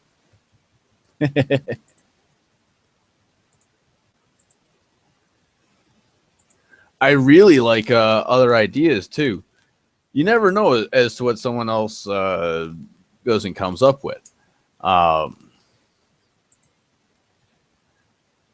There's just so many things. It really is, and you want a range of different weeds, which is why you want to franchise out. I have a good strain, but it doesn't grow well with others. The type of nutrient mix that it needs doesn't really open itself up to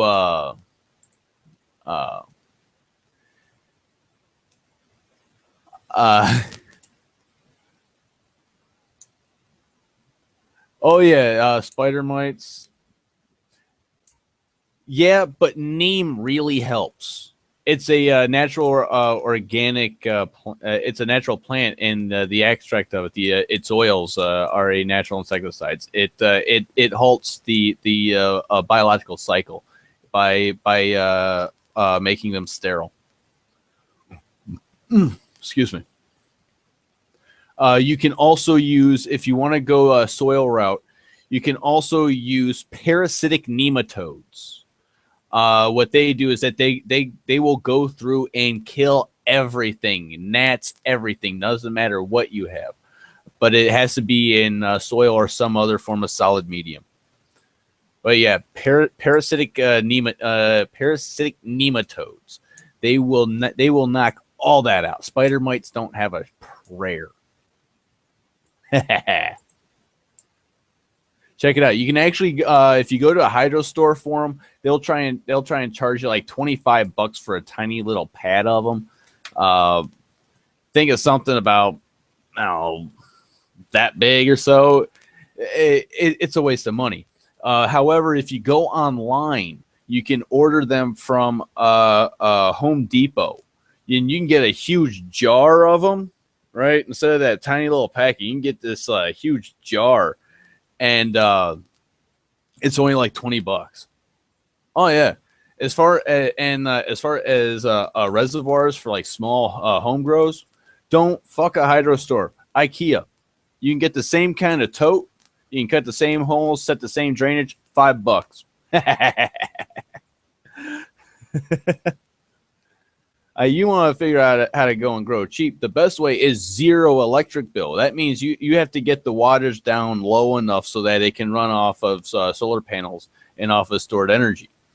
From there, you get absorbed gas mat deep cycle batteries, and they all have to be and they're all rated in amp hours of use. So you have to go in. There's a lot of math involved.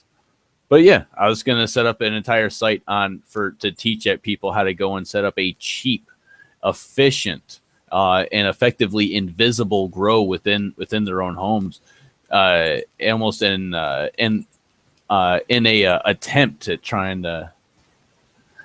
SNX make some good stuff too. Yeah. My pricing is shit here. There's organic Botanicare actually works very, very well. As far as a nice medium that's actually organic, but not overly priced Botanicare products. Actually, wait 1 second. I have some CalMag on the shelf over here. Give me 1 second.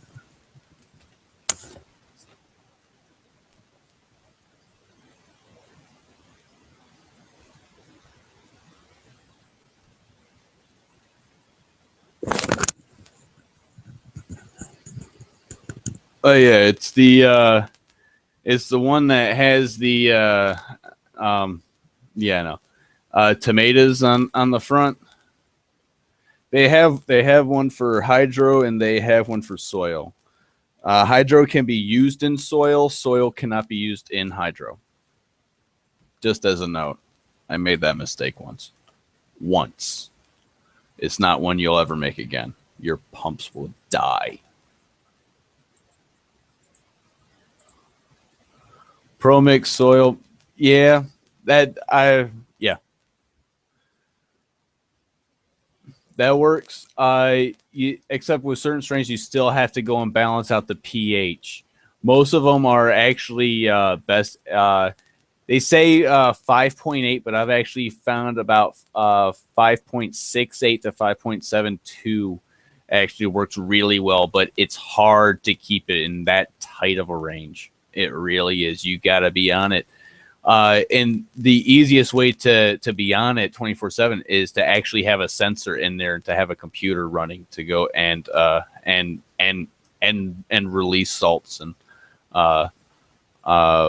guano or whatever else to help balance that out. Having it computer controlled and automated actually makes it that much easier, more efficient, and that much better of a product.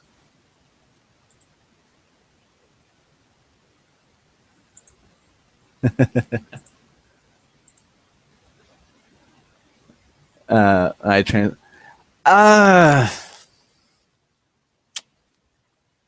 No, I can't. The only thing I use, I don't transplant actually. I build my setup to actually be completely modular. Uh, I try to think ahead in these things. And that's what you need to do. What is instead of trying to have a transplant and having to deal with all of that, if it's contained within its own growth medium, you can just move the whole thing at once. That makes it a whole lot easier. A whole lot easier. And the easiest way is honestly just to switch out the res. You have a mobile res underneath that you can wheel the like in the at home version. You have a reservoir on wheels, so that way you can move the res around, and then you can move the veg res, and then you have a flushing res, and then you have your flower. Just go and wheel it in. That way you don't have to actually go and mess around with moving your plants. And don't forget the lizard light. It must be UVBs and at a minimum of level 10. I actually prefer sitting at around level 20 at the very least, and at an 18-inch distance. And the reason why is because of the trichomes. The trichomes are actually the plant's way of protecting itself from UVB radiation. So by hitting it with controlled amounts of UVB radiation, you actually make it more potent.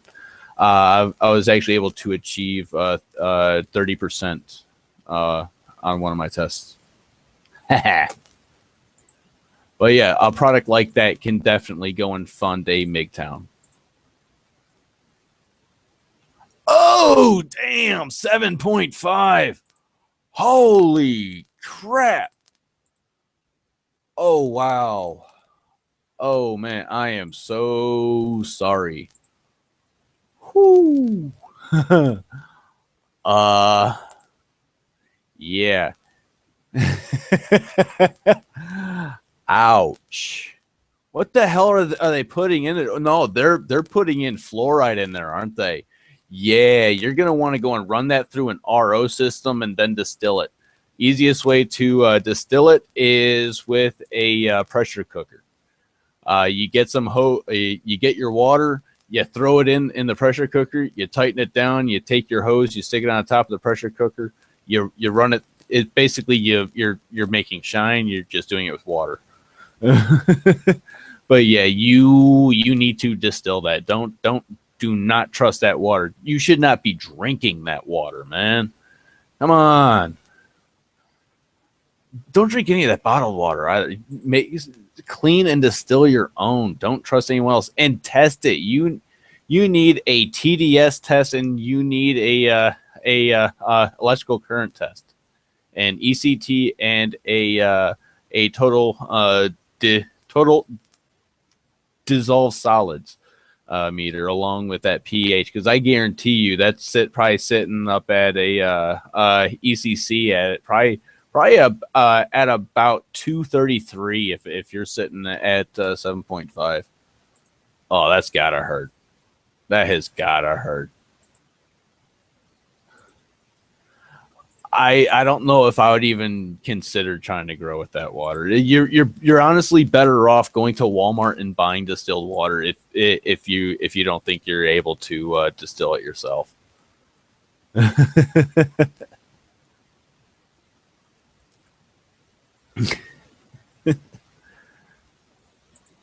Well, no, I did a lot of research. I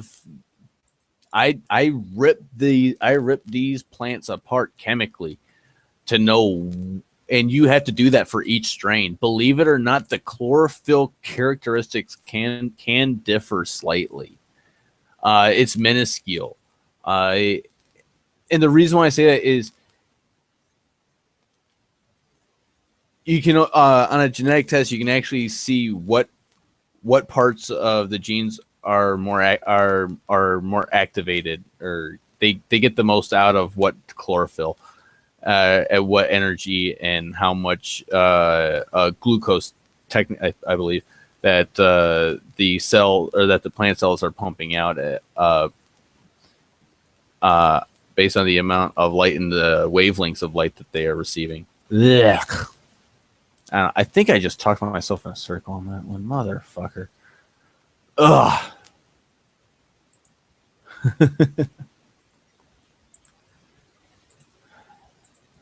I know what I'm seeing in my head, anyways.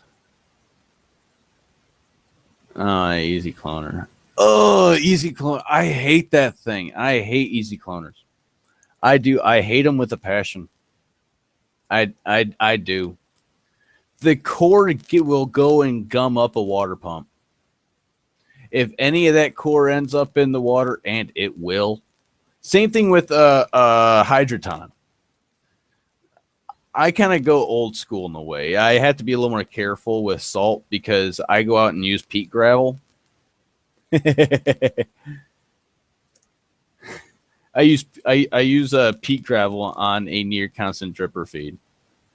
But the peat gravel is actually underneath a garbage bag that's actually sealed up around the trunks that they end up becoming. That way you don't really have to worry about any outside contaminants, and anything that you do have to worry about, you just swap out the res and add some peroxide at 30%. I actually had an idiot come by. I tried telling him that it was damn near rocket fuel, well, weak rocket fuel at 30%. And oh no, it's gonna have fumes and fumes. He opens the damn things and sniffs it. He scorched his fucking sinuses. He still can't smell anything. And that was he tried to go and act like a dumbass alpha and just screwed up his all of his olfactory receptors for like the next 20 years. I tried to warn him. He didn't want to listen.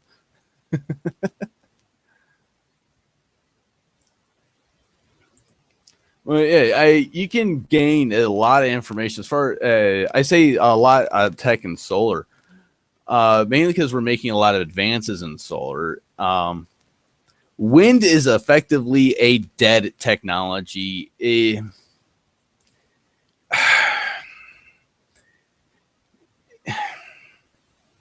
should be a dead technology. We can generate more power using our nuclear waste, using lifter reactors and transwave reactors, both of which use our nuclear waste to generate power. A transwave reactor uses up, 98% of all its fuel. It not only engages, it actually transforms its fuel after it is actually kickstarted with a single shot of a neutron, and which creates a chain reaction which lasts 60 years, and then it is then contained in its own sarcophagus to contain it for the next 500 years while it decays into lead. And we know how to build things to go and contain things for hundreds of years. We don't know how to build things to contain things for tens of thousands of years, which is what we are looking at right now. How stupid is that? And once we take any waste from a transwave reactor, we can throw it into a lifter reactor, which stands for liquid fluoride thorium reactor. It's a liquid salt reactor in which actually creates a bunch of isotopes that we need for cancer patients and nuclear medicine. So these are technologies that we need to develop, that we have, that are already proven. We've actually had a lifter reactor run for 50,000 hours. And unlike a light water reactor, which is pretty much all we have right now, this can't explode. Well, it's a steam explosion, but still, it that can't happen. Once, because you have to add some energy to it to keep the reaction going. And all you have to do is shut off a single breaker so that it stops feeding itself power. And once you do that, the reaction shuts down and it solidifies. That's it. Poof, done. Just stop giving it power, which is a whole lot safer than, say Fukushima or any other retarded GE designed reactor. I mean, seriously, it's like we're begging to go extinct. Oh yeah. To be on, for example, the new LEDs, which is what I'm focusing on. I was able to go and set up a grow using fluorescents and CFLs because I was able to. I figured out how very early on how all the hydro stores were ripping people off. What it is the 650 to 680 range that plants need. That's in the red spectrum that the plants need. That is actually a soft white light bulb CFL. That's 15 watts for 60 watts of light. That comes out to 2700 Kelvin. Yay in temperature, and this says it on the box. For veg, that's in the blue spectrum. That's around the 450 nanometer range in wavelength. That is actually the 6500 Kelvin temperature CFLs. So those are your cool bright CFL light bulbs that you can find at Lowe's for $3, or you can spend $20 for the same fucking thing at your local hydro store. I recommend Lowe's.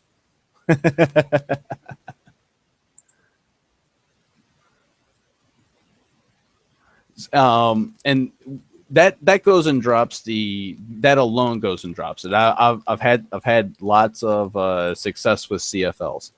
On the other hand, I've also had success with LEDs.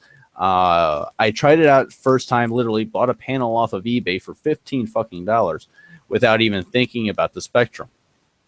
All right, I'll be honest, I didn't even consider that. And then I decided, you know what? I want to go online and start pricing out LEDs themselves. And what I found out is you can buy high power LEDs, 3 watts and 5 watts and 9s and 10s. These things are bright. These things will blind you permanently. You will not be able to fucking see, but they draw more power. But they kick out a shit ton of lumens. So you can spend 300 watts. So if we're talking 3 watt LEDs, that's 100 LEDs with heat sinks on a dedicated line.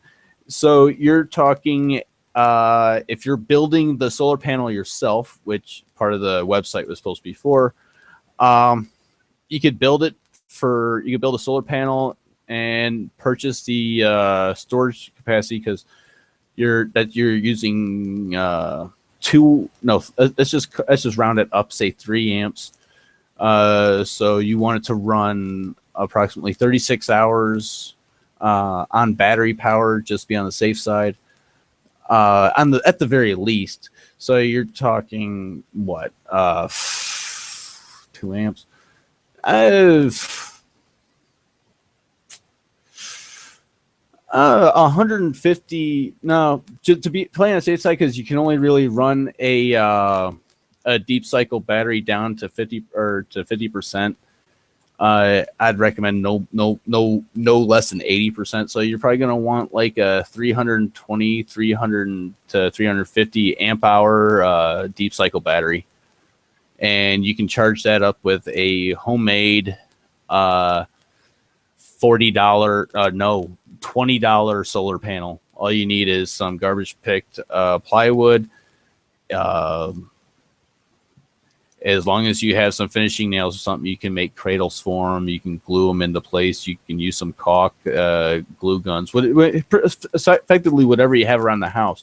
You just want to make sure that they are insulated and separated from any possible conductors. So as long as you have a way to go and insulate them from any conductors, they could. I mean, if you're lucky enough, you could have a sheet of rubber, but I don't recommend that. That's just expensive. But you can suspend everything on little dabs of glue gun shit, and you can build it for about $20. Charge controller is $2.37 with free shipping on eBay right now. Actually, I was just looking at some.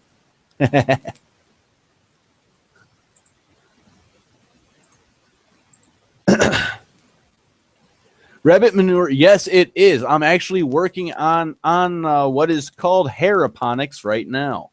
I have 4 rabbits in what used to be a chicken coop. I have now moved the chickens there and moved the rabbits in. It's getting cold right now, so I'm trying to keep them alive.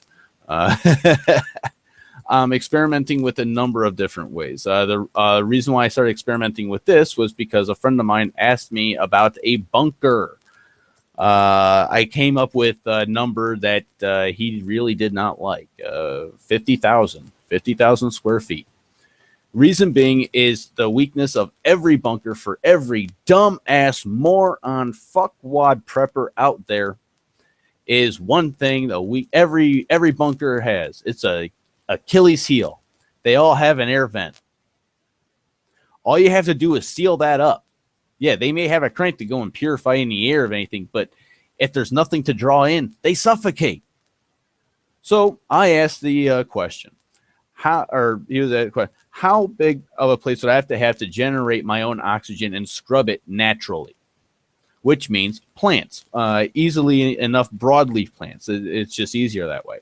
Okay, well, found out. It takes, and if this means you are doing nothing, this means you are lying down, reading a book, not doing a damn thing, lying in a bunker, essentially, effectively, a coffin. All right? You need 300 broadleaf plants just to sustain you, just to keep you alive as you are resting, as you are lying down. If you want to be able to get up and walk anywhere, you need 500 broadleaf plants just to sustain yourself. And if you want to actually exercise or do anything else to actually be strong enough, and if you have to stay in a bunker for this length of time, something really bad fucking happened. And if something like that happened, you want to be strong enough to be able to handle whatever. So you want to be able to exercise. So you're going to be generating more CO2. So you're going to need approximately 1,000 broadleaf plants per person in that bunker. Well, that didn't work very well. Who would have thought that? However, in all that, I ended up discovering by accident that blue algae, 6 kilograms of blue algae suspended in approximately 24 gallons of water, it will actually absorb enough CO2 and produce enough oxygen to support one person indefinitely. 6 kilograms of blue algae, 24 gallons of water can scrub the oxygen for one person, or can scrub the atmosphere for one person. I'm not kidding. Check it out. Blue algae. It transfers amazingly efficiently. It works. But these are things that most other people don't look at or think of or anything else. And this was a discovery as a result of looking into growing weed. But no, I mean, this is the type of stuff that people like me, us MGTOW, that we end up doing. Many of us are engineers. This is what we do. We build things. We're construction workers. We're welders. We're pipe fitters. We're mechanics. We're computer programmers. We're hardware designers. We're lawyers. We're dentists. We're doctors. Civil engineers. Electrical engineers. You name it. There are millions of us. I mean, once we factor in every guy that's been fucked over, and we actually look at the population and the percentages that are there, and that are known. Known people that call themselves MGTOWs compared to people who think of themselves as MGTOWs are two different things. It really is. People who kind of think of themselves as it, but have no idea or even the concept that MGTOW as a thing exists, dude. The numbers are we're talking tens of millions. So the knowledge that is there.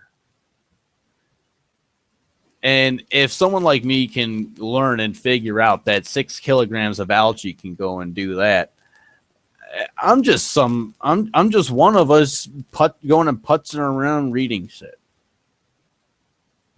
How much could we do if we were capable of coming together as a physical community and not just as an online community? That is one of my end goals, and at this rate, it's going to take about 10 years. And I'm going to use medical cannabis for that very purpose. Going to be medical cannabis, Bitcoin, altcoins. Mm-hmm. Oh hell! I'm even trying to figure out if we can make enough money as a community. Like if a community can never come together and we can as a community go and build something huge and massive and glorious,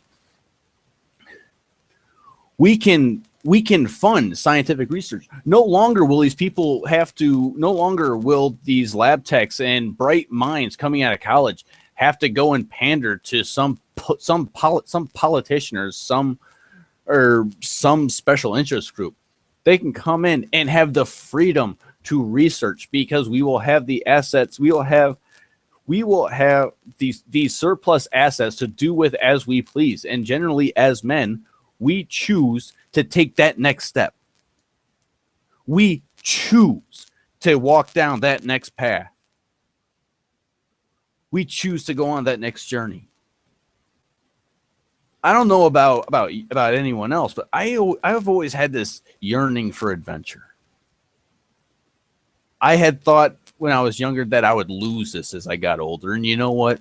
I haven't. It's only gotten more intense. Ugh.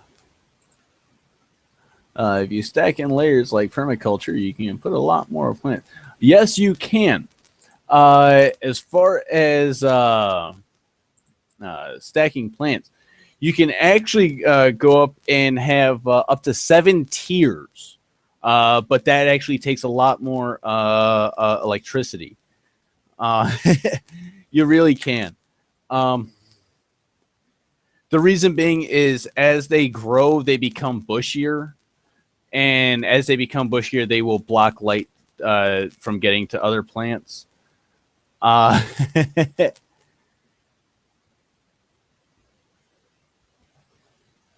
So you actually have to run lights in between the plants, which you need more power from. And if you're underground, you have to have a way to generate that power, which means the safest way would be geothermal. So if you're trying to stay underground and you have a diesel generator, what's going to happen? Do you happen to have your own oil well and a refinery down in that bunker with you? I'm sorry, I laugh at these diesel generators. If society collapses, where are you going to get the oil?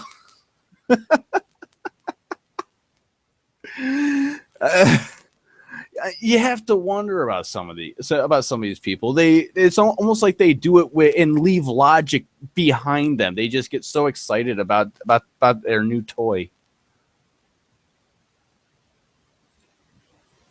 Damn it. and for some reason they like to show it off. If you go and get a bunker and your whole thing is a government takeover, why the hell would you show it on TV? Seriously, how many times were you dropped on your head?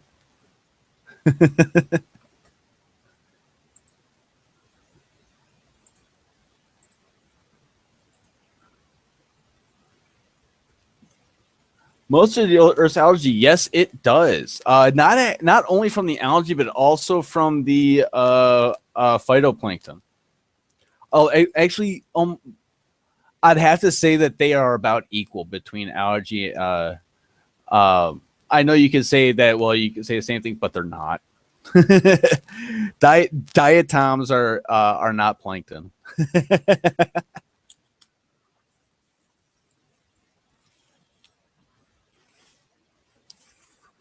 Which is actually something else you can actually use in grow. DE, or otherwise known as diatomaceous earth. That's also another really, really good option. It really is. And it'll kill any insect. Actually, I don't think it kills spiders though, but I do know it kills just about every insect because it scores their protective wax coating. It allows oxygen to get in underneath, and it rots them from the inside. Yeah, I don't know. It actually sounds kind of gruesome when you think about it.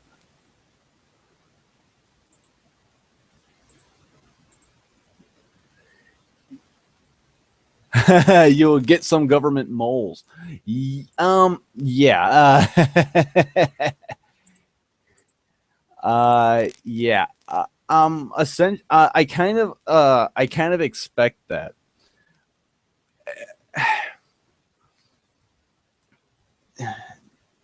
Yeah. They're always gonna be there. And I do understand that.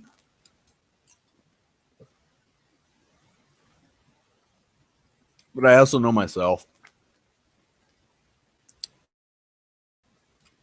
And I enjoy complicating things just for the sake of complication. I'm sure some of you already know what I'm referring to. And for all of you at the NSA, I am very certain that all of you know what I am referring to. Oh yes, it's yeah. Honestly, I kind of wish there were more people asking. I understand it's kind of a bitch, but hey. Originally, this was supposed to start off as a rant, but it ended up going live.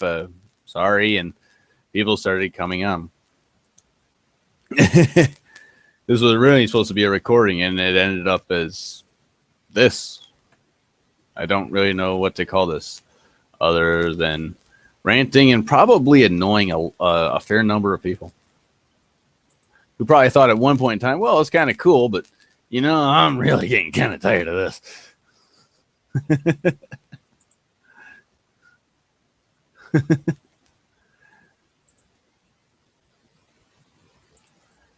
Yeah.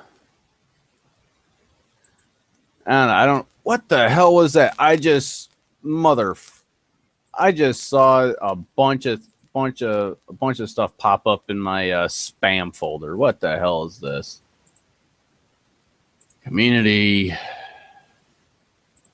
Come on. What is that there? What is this? Okay, spam. Hello, babe. Babe. I put a personal ad out for it. Okay, on this one, I think I'm not going to allow. I really don't think I'm going to allow this one. Shiva 26. Yeah, I don't not know. Planet Cameo Recruiter, Uppermost Networks exist on YouTube. Okay, sounds like you're trying to sell me something. No. Invitation. Hello, you have a very nice channel. Nice. Well, I've heard many things, but nice I haven't heard. I've heard funny from time to time with some of my random comments describing certain women or female body parts.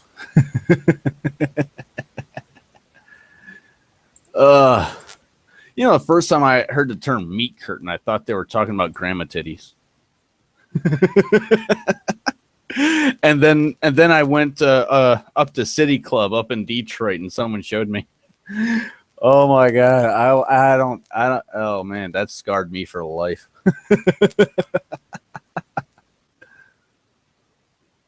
Call me sexist. I talk this way around my kids. Well, not all the vulgarity, but some of it, anyways. Hey, Pooch.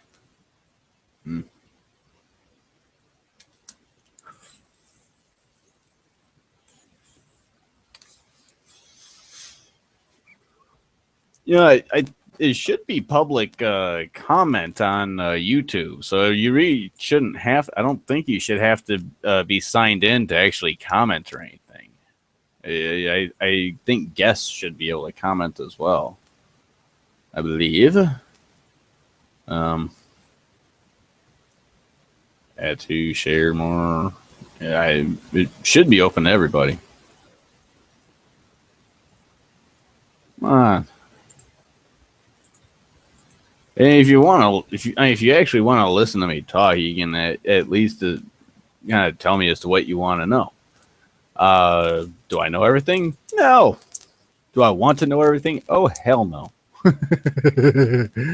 Like, seriously, who actually wants to know what happened in the Oval Office while Clinton was in there?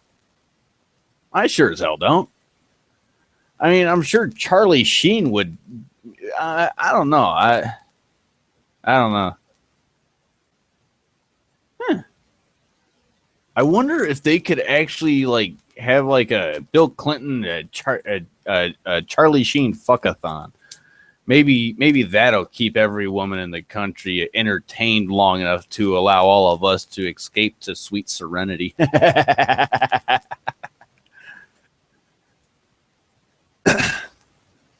Oh no, the worst thing is nagging. And it's not like any like understandable nagging. And I know it's weird for any man to say understandable nagging. But damn.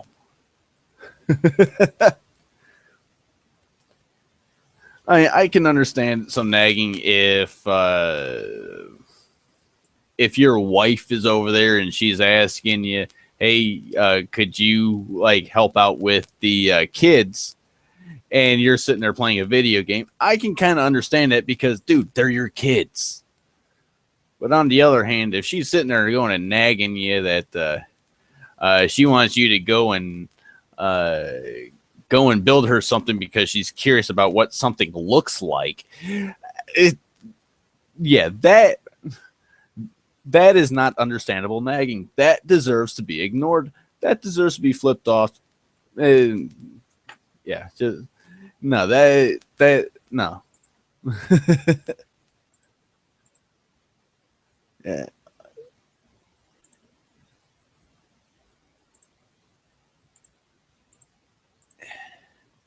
I always thought those people on the power shoulders too. I showing place. But yeah. Yeah. I still have the whole government mole thing going and mulling around in the back of my head. I've known about that. I've considered that. As far as a solution for it, I've come up with one solution, but it's kind of extreme, and we really need the MGTOW purists. I mean, the guys that are no women allowed in over here at all.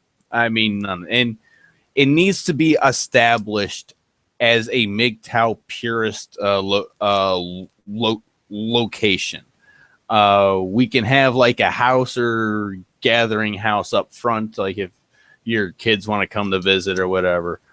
Like it, or if you want to go off into some other town, you want to go and bring home a date or something, you can go and rent out a room in there or whatever. But no women on the property, period. Past this point, all women will be de-atomized.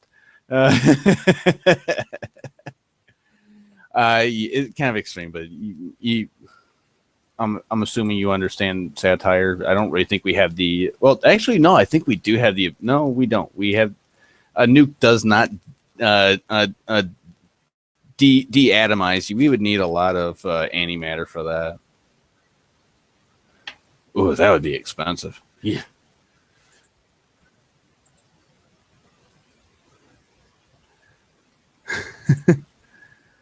Oh no! On one of the prepper shows, I got curious. This guy in Texas. He was talking about how he had his own water and all this other stuff, and he showed how everything. I actually got on Google Maps. I found his property on Google Maps.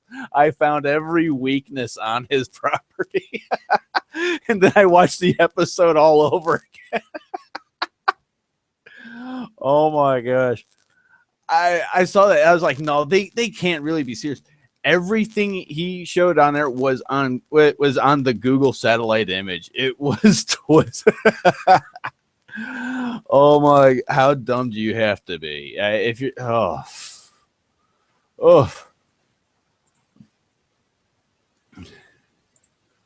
I think that was gruesome. I read in a home remedy pest management book that that to deal with mice, you can mix plaster of Paris with cornmeal. Yes, actually, you can. Another way to do it is borax. There's a borax mine out in New Mexico. You can actually go out there and access it. And there's a DE mine approximately 75 miles away from it. I've been looking at different types of properties, and I come across something interesting. I want to know where it comes from and find out.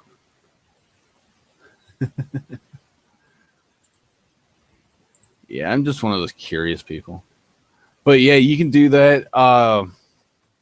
What is one of those other ones? Hemlock. Yeah, we can go and give all the rats the honor of going out the same way as Socrates. He sentenced to death for corruption of the young. I mean, seriously, he was telling people to think outside of their own being. He was trying to tell them to attain a greater consciousness, and the powers that be killed him. Fuck me. That is just fucked up. High orbital lasers. Actually, dude, I've actually thought about a MGTOW space station, man. I am not kidding. I actually figured out if we can put a station out in a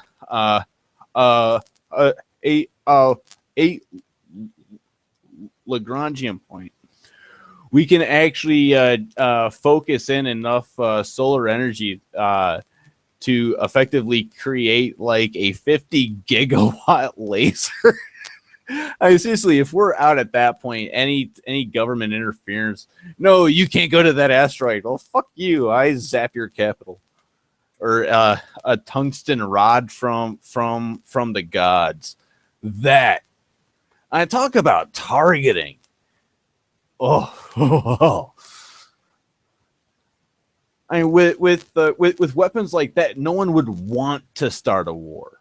But the problem is, anybody could start a war.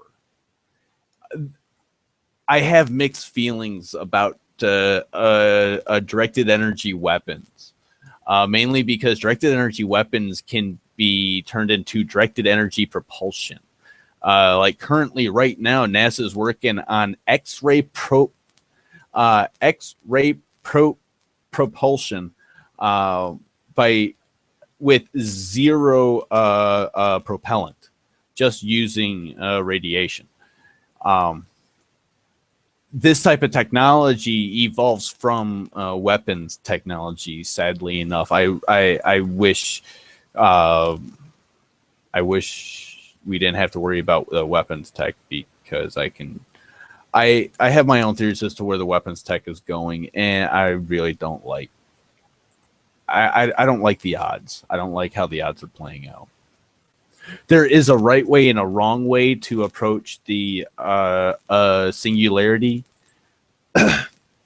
If we approach the singularity by using machines and computers to facilitate our own productivity, and not our laziness and control, but our own productivity. And we can create it and direct drones and AI tech towards individualistic productivity and the democratization of the manufacturing process. If we can do that and we advance AI as we approach the singularity, the universe is the limit. I mean it. There is no end to what humans can do. But are we doing that? No. We are being stupid, violent apes, all the while trying to impress whatever dumb twat is near us. So no, we are developing this tech to spy on us, to control us, to be weapons to be used against us. Are we approaching it in the right way? No, we're not. And it's not going to end well for us. I know I've said it a few times. I just want to get off this fucking rock. I'll be honest. I really do. I want to get off this rock. I've considered it. I really have. I know it sounds weird, but at 1/3 at 0.33 G, cattle can actually survive. If we can get cattle embryos and away the artificial womb, if we can get a way to go and get that to Mars, dude, we don't have to worry about taking food. We don't have to worry about. We can actually create our own biomes. But that's all fantasy. That's based off of Bigelow Aerospace and the possible advances through them. For example, we're going to want some form of torus structure to be able to have so that way our bones and muscles don't degrade. We're going to want a way to produce our own oxygen. We're going to want safeguards as well, which is why we're also a lunar base is going to be necessary. There are so many things that to consider, but what's also to consider is we're talking billions of dollars here. We're talking a MGTOW investment of like $50 billion, but we could set up a science station on the far side of the moon at another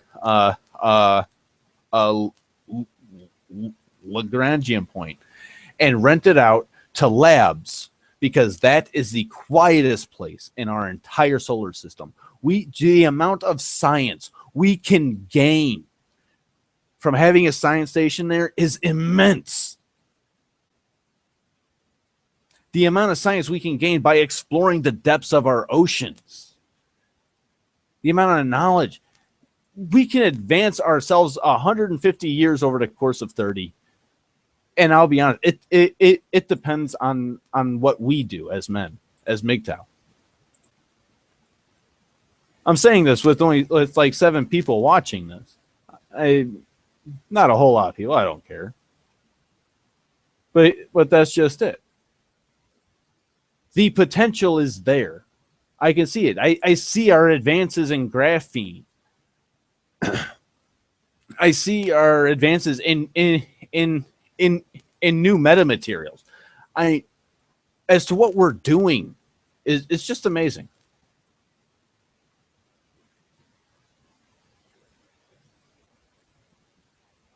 I don't know if you want to talk about getting off this planet. Oh, I can talk about getting off this planet. Come on.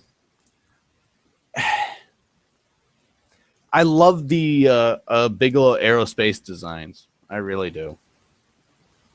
They are great. But yeah, I've rambled on long enough. It's I gotta get some sleep. For those of you that are here, thank you. I guess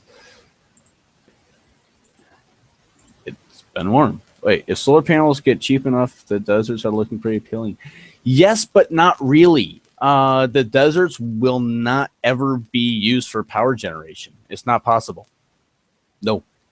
Too many enviro nuts jobs.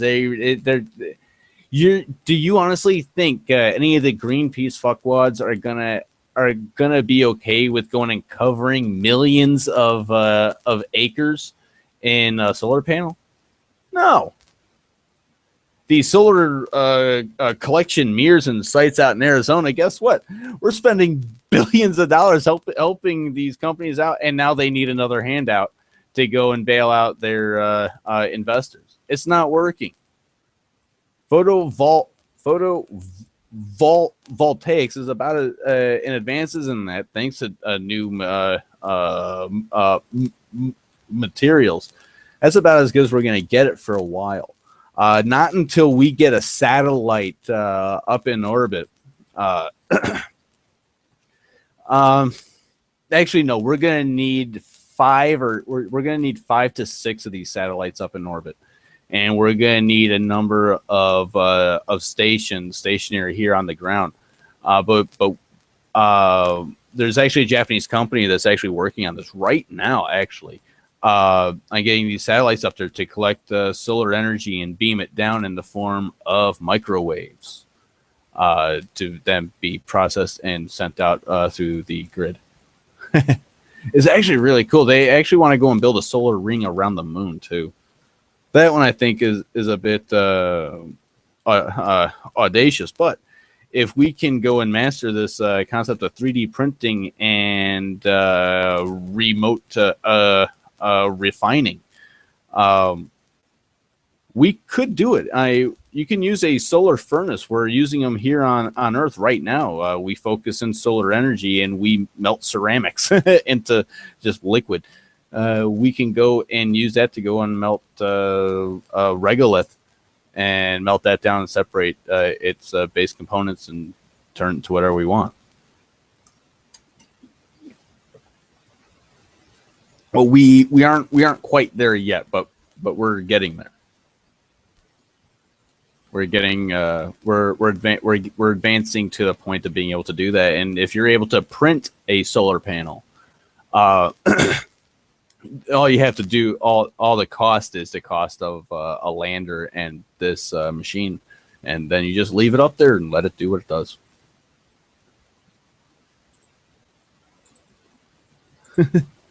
But yeah, once again, fantasy.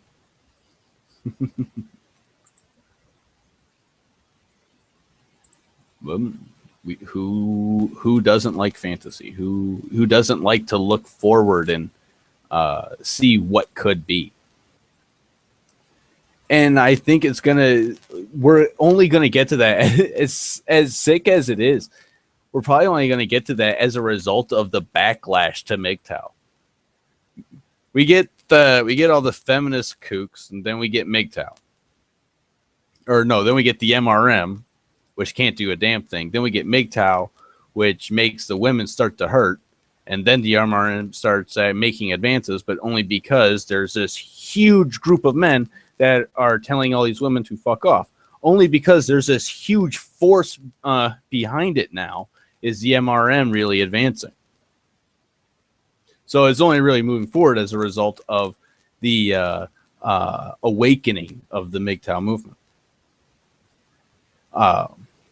The reaction to that is going to be violent. They're going to try and restrict anything and everything. Anything male is to be shamed. It's going to be bad. It's just going to be bad.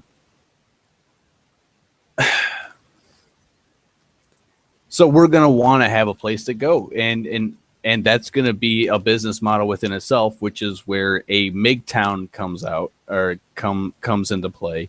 And in order to get to that, we need to build a cannabis factory.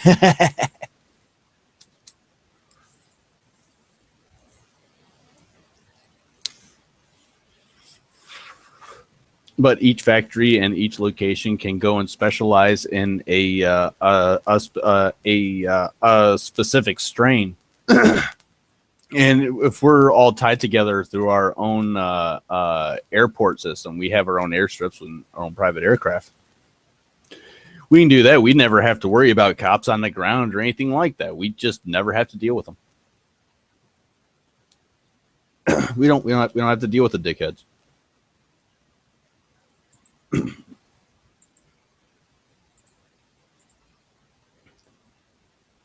Let's see. In the same book, to deal with mice, you can allow one rat. They are territorial and chase other ones off. That's no kidding. There is no such thing as there ever being just one rat. Oh no! You got to kill them all, and there are ways to do that. I prefer to stay away from the chemical route. I really do. I really don't like the chemical route. I prefer to use a natural route. If I can't find a natural predator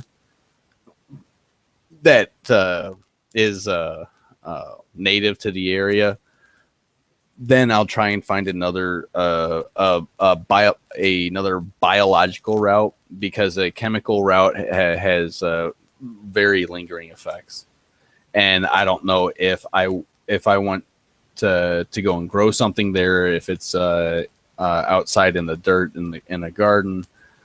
I don't know if I want to go and brew some beer or some wine or some meat over there. I just don't want to. I just want to keep as many chemicals away as possible. I don't like them. I've learned too much about them. I just don't like them.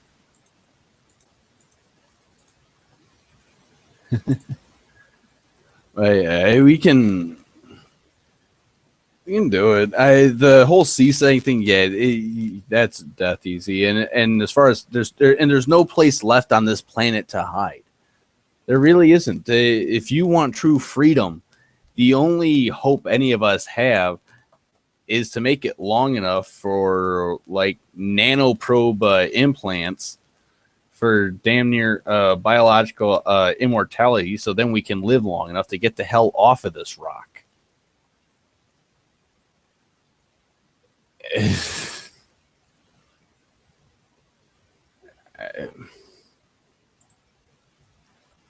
I don't really know as to how.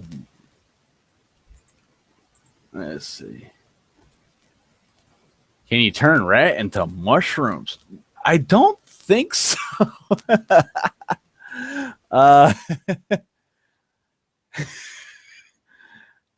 However, I do believe you can turn rye seeds into mushrooms. You can turn perlite and vermiculite and rice flour into mushrooms.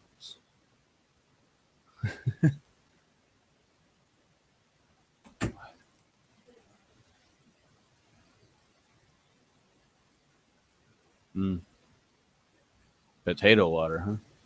Yeah, that works too. Yeah, agar works. Yep, that's my landlord. You want to say hi?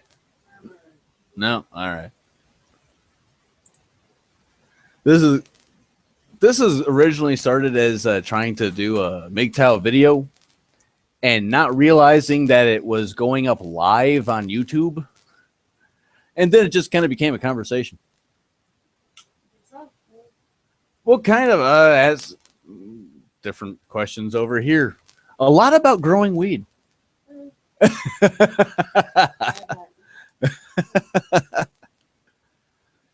By the way, do you want to go and pack one?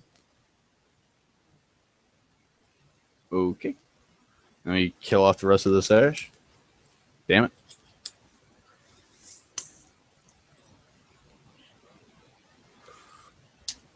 Fuck you, Holder.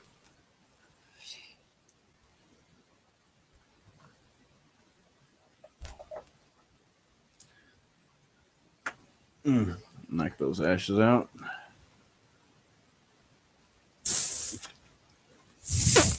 All right. There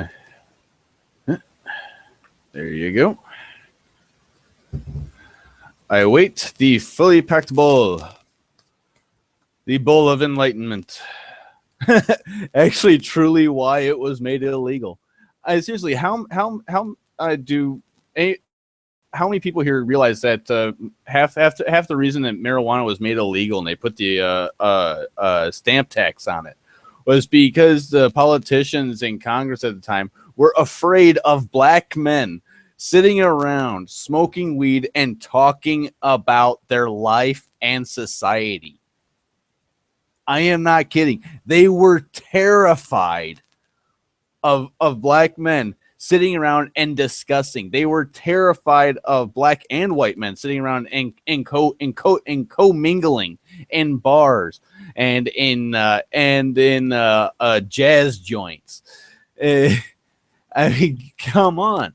They made it illegal because they were afraid of people discussing their lives and their freedoms, or lack thereof. The whole point of making cannabis illegal in the first place was to exert control, which is really no different than the feminists after having their faces smacked off in the 1870s as a backlash to all the bullshit they had pulled up through the time of the American Civil War, and they pulled it good. As all of their husbands were off fighting, they were getting property rights because they were the ones there paying the taxes. Talk about a bunch of skeevy bitches.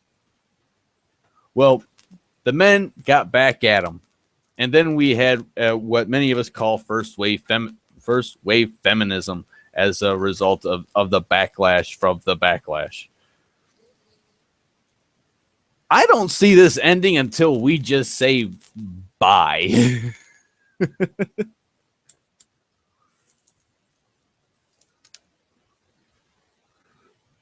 Now, as far as the waltz,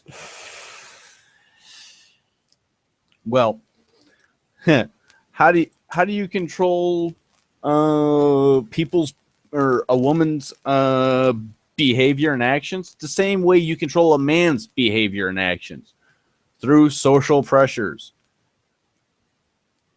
Just right now, we're getting into the habit of doing it at the end of a gun.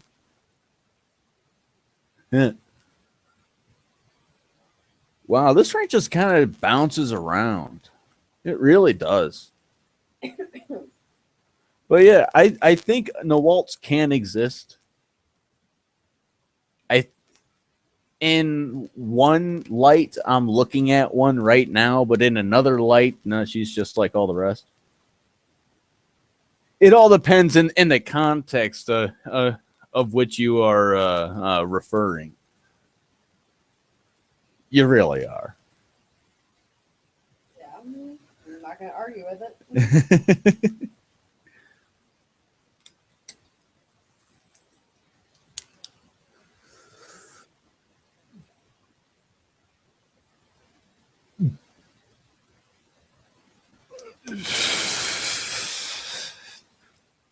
Well, no, it's what I've also found is that a lot of the women that seem to, if I may, since I know one of you is listening right now, it seems that most of the women, and I know that one, a lot of them tend to come to the concept of MGTOW. It seems like, and some of the concepts that we go and talk about.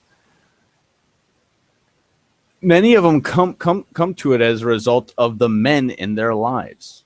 Some do it as well; they're just curious about something, and they look something up, and holy crap, I've never looked at it that way before. Others have always seen feminism and equality for what it was, and have always argued against it. No, that's not true. Wait, it's not true. You haven't always argued against it. No, at one point I was for it. Oh, so you were for it, and then you were against it after you. I was for it when I was very little. When elementary school, when they started pushing it. Elementary school? All right. This thing is turned down really low. I don't know if they can actually pick you up. Here, you were feminist through elementary school. What? Oh, so this is going to be private for us, and I'm not supposed to send this across the cosmos. Doesn't matter. Thankfully, my family doesn't listen to you. Well, your family's a bunch of fuckwads. They're a bunch of liberal assholes. No argument there. Yeah. So, how did you go from feminazi to anti-feminist? I looked at my mom.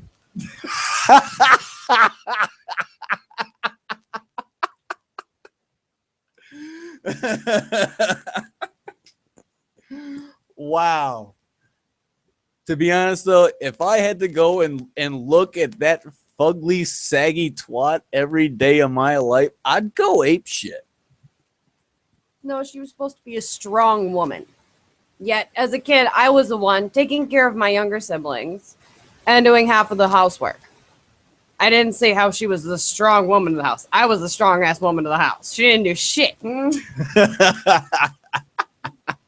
So in short, you essentially had to deal with today's modern, strong, independent woman and found out that they are anything but. Pretty much. Oh, congratulations. You at least understand something that about 90% of your gender has no concept of. They really don't. Well, the only other problem is that I went from, okay, well, obviously that wasn't a real woman and it's supposed to be the whole feminist picture, to then having to deal with you.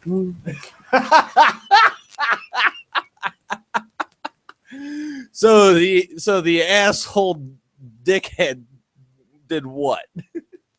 You went over all the details if the women got all the things they want. I originally was not against gay marriage. I really wasn't. My aunt's a lesbian. You know, I've been bi before. I didn't really care. It didn't bother me. Until you went over all the cause and effect that was going to happen and how all women were going to end up without shit. At which point there was kind of a problem with that. I mean, I'm divorced twice with children, so I lose a lot of ground. Yes, you do. Yet at the same time, from looking at you now, from as to where you were when I knew you back then,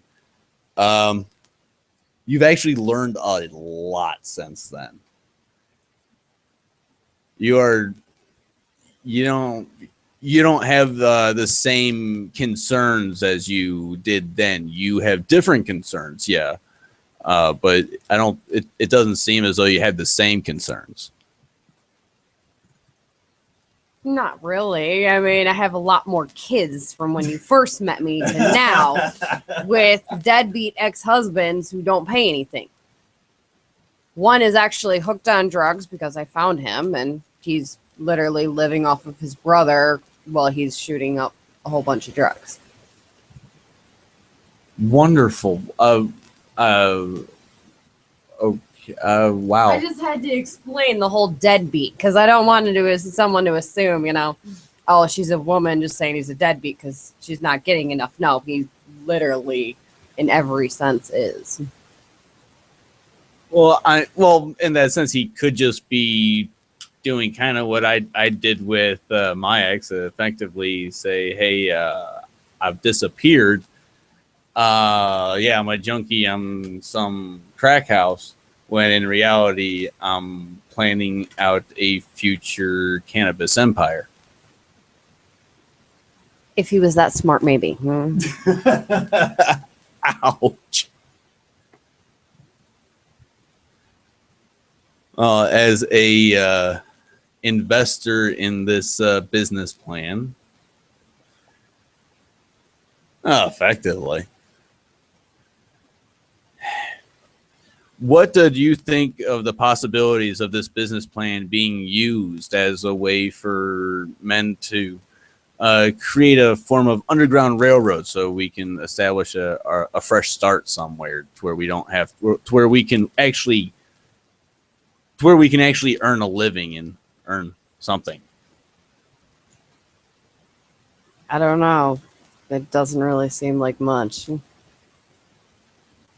Oh, so. It's already gone legal in a bunch of states.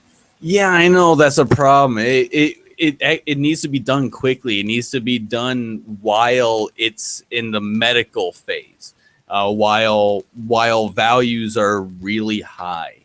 Actually, I was saying that earlier. I don't know if you agree with me, but as long as it stays as medical marijuana, it's great. But if it's legal cannabis, that's kind of bad for business. Well, if it's medical, it's obviously something that's more high end versus just regular. I mean, that means it would be horrible seedy brickweed. Everyone knows at least what that is. Oh, that is horrible. Oh, man, I've had some bad brickweed. I had some a while back where when I smoked it, it tasted. I'm not kidding. It tasted like a Burger King Whopper. That would be horrible. I think my worst one is swamp ass. Oh, swamp ass. Wow, that is a name. That's what it tastes like. Nasty swamp water. Ouch, ouch, ouch, ouch. All right, let's go to the shared. Oh, crap. Wow. That was a bunch all at once. Man, I hate this YouTube delay. Okay, here we go. Imagine what would happen if MGTOW was suddenly 1% of men. Actually, we're already above 1% here in the States. Globally, and I don't know about that. I don't know as far as globally, but as far as here in the States, yes, we are already at 1%. Now, my reaction site. See, that's the thing. We're actually encroaching up on 10%. Once we cross the 10% mark, it's a cascade effect. Or at least in every social model that has existed up till now.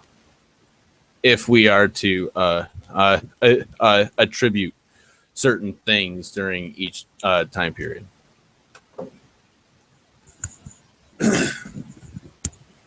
1%. This guy apparently doesn't actually think that 4 million American men have already said fuck it. Well, the number actually seems like a very little amount. I think there's probably more. I mean, in my own experience, in a way, my dad has gone to that.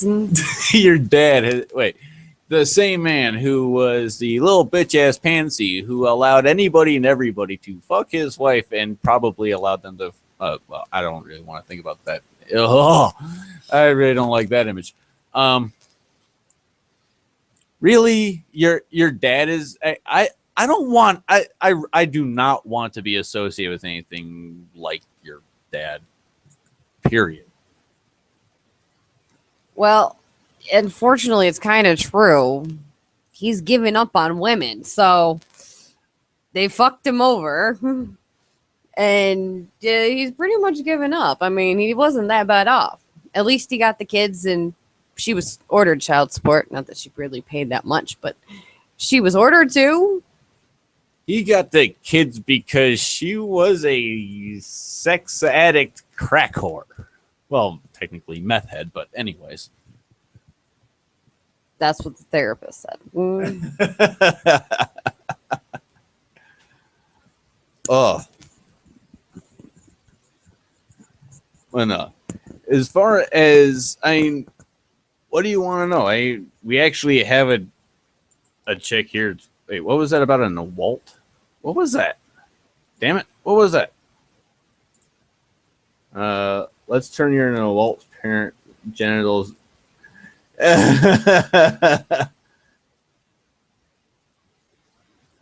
Into new mushrooms. I don't know. I haven't checked her for fungus. I really think you have an unhealthy obsession with mushrooms, dude. Wow.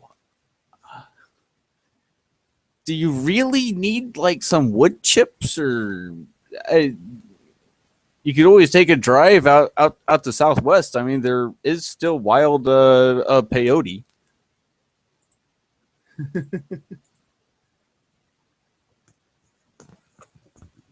Mine no Walt. Not all women are like that. Wow. Actually, I believe I have heard you called a money grubbing, gold digging cunt whore. Isn't that right? Fucking bitch. Oh, Not whore. fucking bitch cunt whore. Wow. Yeah, I'll be honest. At times that has described you. Yeah.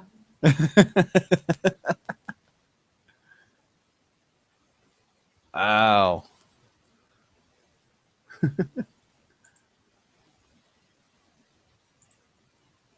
This would really be much more fun. Yeah, screw it.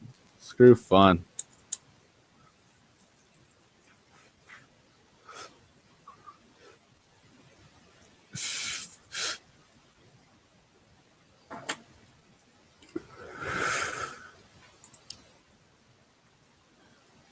Suddenly 1%. No, we are definitely well over 1%. We are.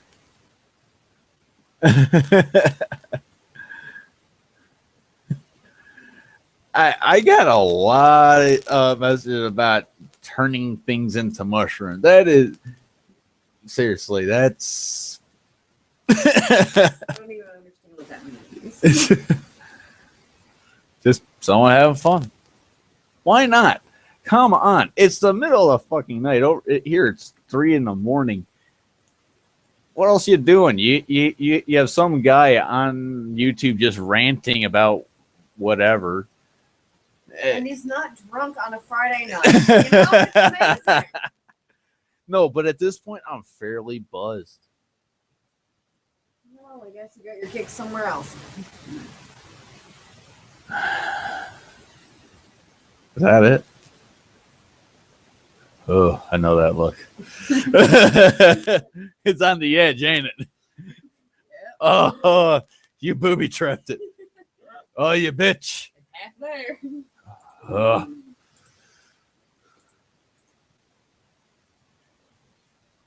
Any particular reason why? I had a number of comments and questions about it, and I was just being as thorough as possible.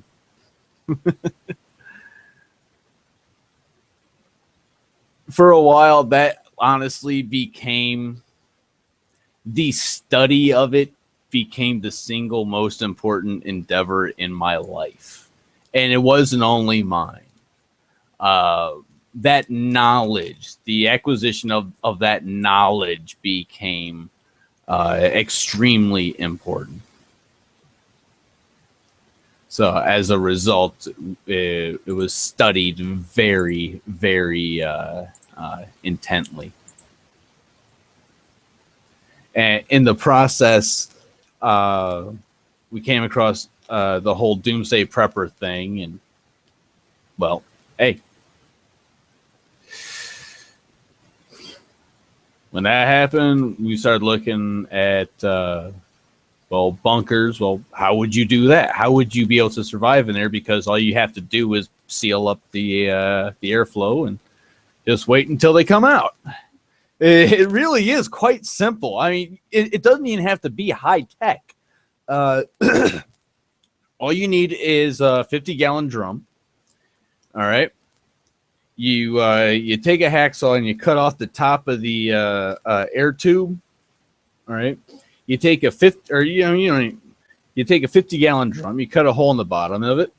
You drop it over. You fill in the bottom with a buttload of sand. You fill it up with water and you wait. It doesn't really take that much, and we realized this, and we thought, well, perhaps this could be used as another form of oxygen scrubbing, as another way to go, and a market, a technology. And from there, we learned different things, and Then we learned all about the broadleaf plants, which led into the discovery of the algae. I kind of go back to weed a lot because a lot of my discoveries have come from the initial research into the cultivation of cannabis.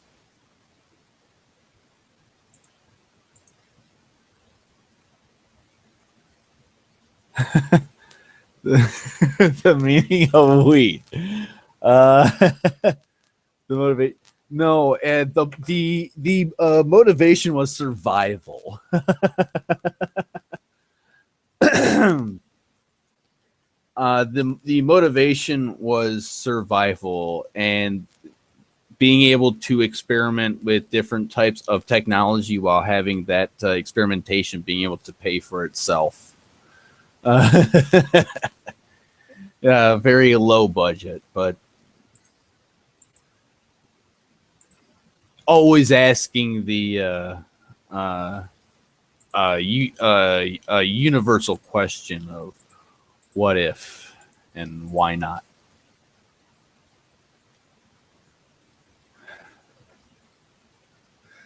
I don't know if I trust that bolt. You handed that to me too eagerly.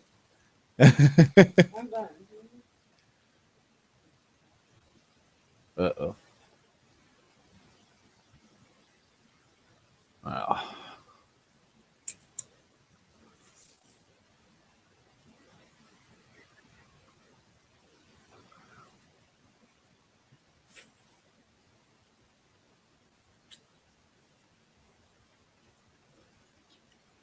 Busy, there's still stuff in there. Crap.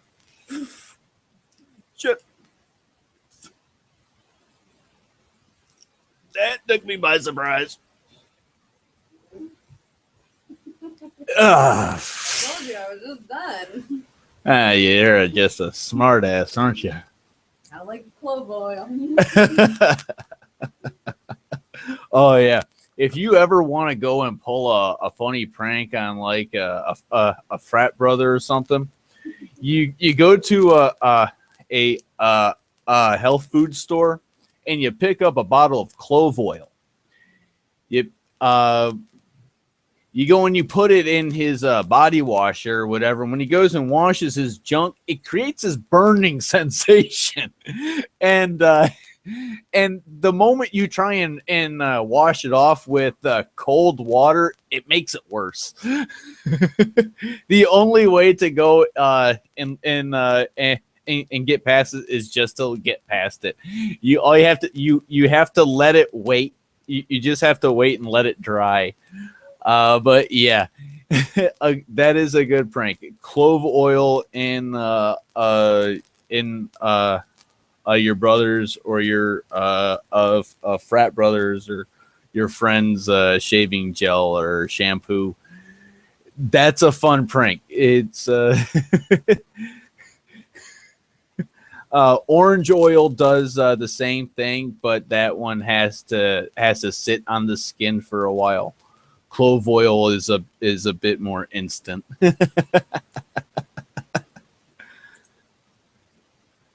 A buddy of mine, he had to go and wash his balls, and in the process, I convinced him to use clove oil, and I sat there and laughed my ass off as I listened to the screams coming from the back bathroom. With a friend like me, huh? It was like the one time you were trying to help him out. Don't do it! Don't do it! He's lying. It's gonna make it worse, I swear. Your only reply is to listen to me or her. I mean, really, would I ever lie to you? He's lying right now. It's not just him. But no, they listen to you.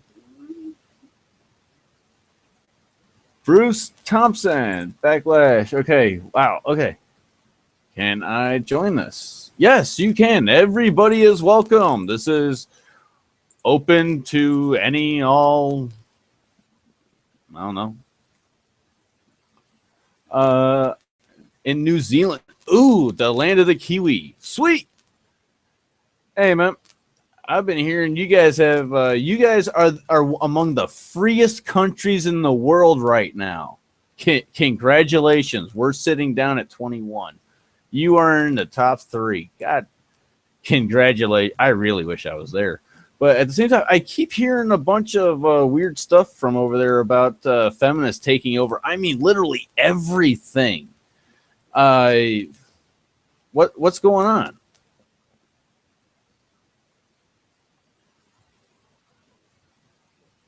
Oh wait, you're on YouTube, not Google Hangouts. On Google Hangouts, are other people that just like hook up, like link up, and no, I didn't set it up that way. Okay, damn it. If you get too special, you can make your test.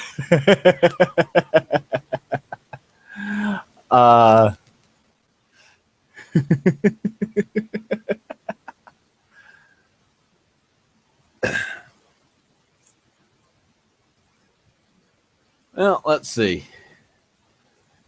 If I gotta imagine things over New Zealand have got to be better than over here in the States. I mean, we have effectively Emperor Obama destroying everything this country was founded on.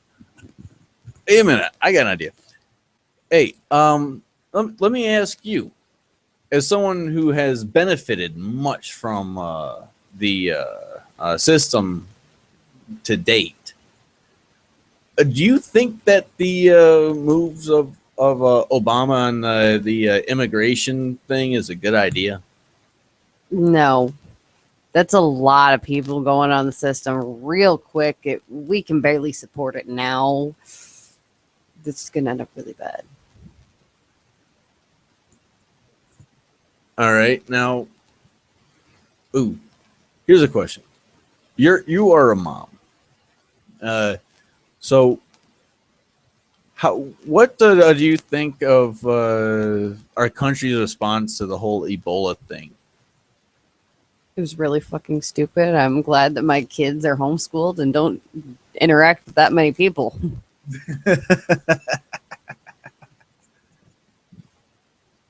Well, I only ask that because you really can't trust them on anything, and yet they're running the country. How do you feel about that? I know as to how I see it as a man. I'm honestly, I don't know if anyone else here is curious. I mean, anyone who knows of my channel is male. What are your concerns about it? I think they did a really good bumper sticker campaign because no one really knew anything of what they actually wanted in the press. They just went with it because it was supposed to be good and everybody else was doing it.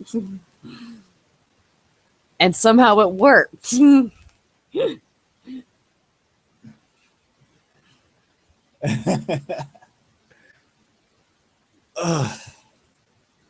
I mean, he like promised you and every other woman like the sun, the moon, the starlit sky. That was only to his wife.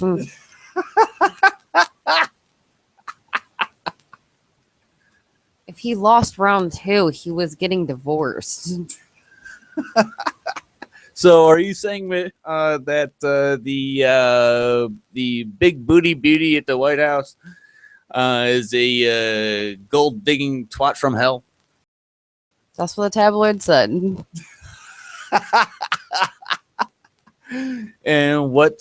And I want to know what exactly do you think of her? You just kind of push that off on the tabloid. I want to know is what you think of of our first lady. Who would want to give up that kind of benefits? I mean, seriously, you decide to take a middle of the week. We're going to take a vacation from DC. We're going to fly down to Texas and have some amazing steak and cake and ice cream. And when we have a luncheon, just as a regular business meeting, let's get $1,200 worth of food for one person. I mean, who wants to give up this endless amount of benefits that you are getting? Oh, yeah, good point. Oh, wait. Why didn't Obama stop people from going to the infected parts? Well, we had missionaries over in those areas of Africa at the time. It was actually Christian missionaries that were the first to start treating the infected patients.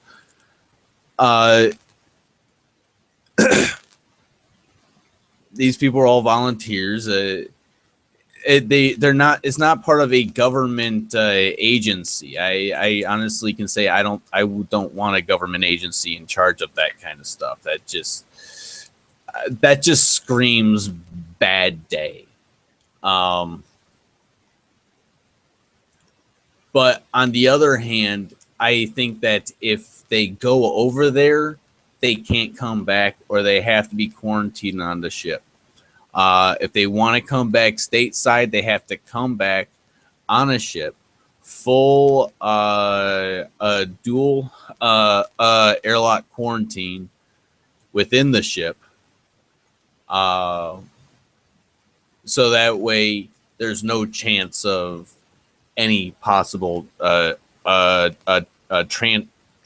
transmission to these shores. Does the tech exist? Yes, the ships exist. The Navy, I believe, has 3 of them. We don't have many. But no, instead of using what we had to contain this and do this in the best way we could,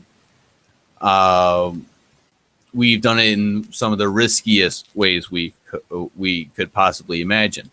It would effectively be easier to send a number of these labs from Nebraska or New England. It'd be easier to go and move these labs aboard ship, or maybe go and set them up on a mobile site over there. But I think no matter what, we should have done whatever necessary to prevent it from ever reaching these shores again, especially after it went airborne in 1989. For anyone listening and didn't know, Ebola went airborne amongst a bunch of chimps in Virginia in 1989, and the Army napalmed the building. So yes, it can go airborne very easily, and it should never have been over here. That's my opinion. Yeah. How about you? I would have to agree with pretty much all of that.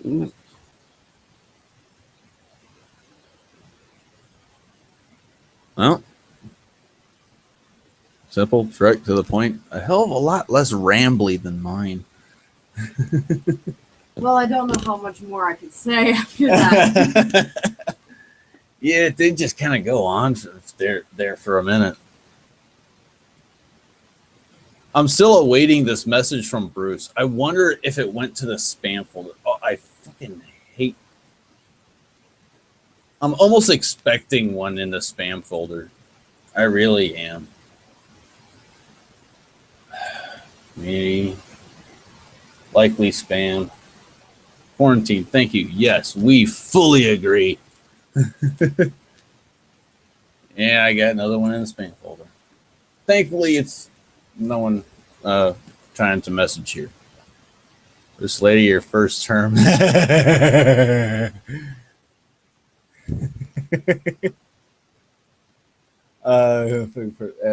it back. Yeah, I was asking a lot of that too, but if we wanted copies of strains of Ebola, guess what? We already have them. We have copies frozen of just about every outbreak since the early 70s. We have it all on record and frozen.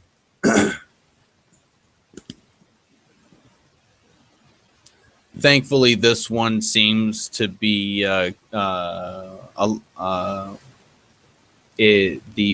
fate the percentage of fate fatalities seems to be dropping. That's good, but it's actually kind of pissing me off that none of the news agencies are actually covering this, or really ISIS, or what's going on in India or in Indonesia. They're just not covering it, and it's just kind of really kind of pissing me off.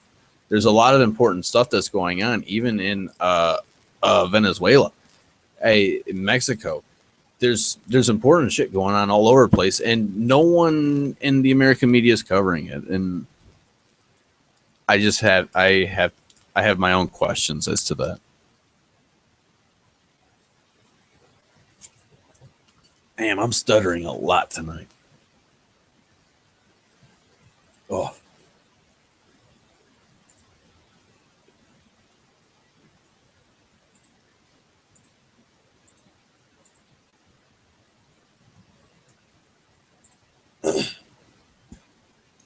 See, I'll be honest. I still think it's funny that a bunch of students had decided to go on protests and started spilling their school lunches on the floor in protest of Michelle's school lunch program. I thought that was funnier than shit, and I only found it on a couple local papers just randomly. You wouldn't know it if you looked on like ABC, NBC, CBS. It's always these like small town affiliated stations. And sometimes blogs.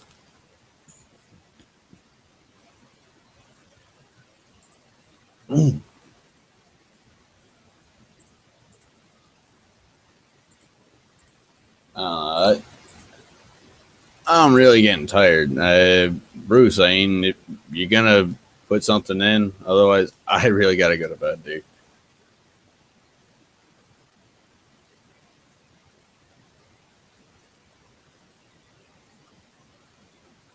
I guess I'll wait here a couple more minutes.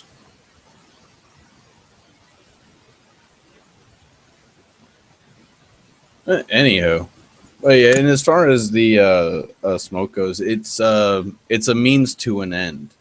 It's an avenue to be able to accomplish the goal of being able to essentially control my own kingdom in a way, and to give everybody a chance to do the same.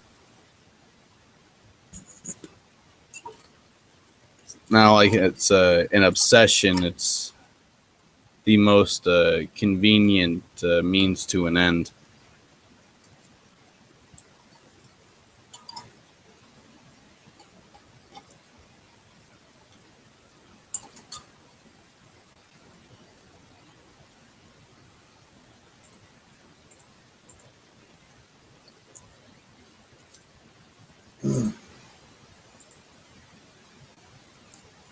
News in a tabloid, social media on a tube, and begrudgingly admitted, "Oh, this is true after all."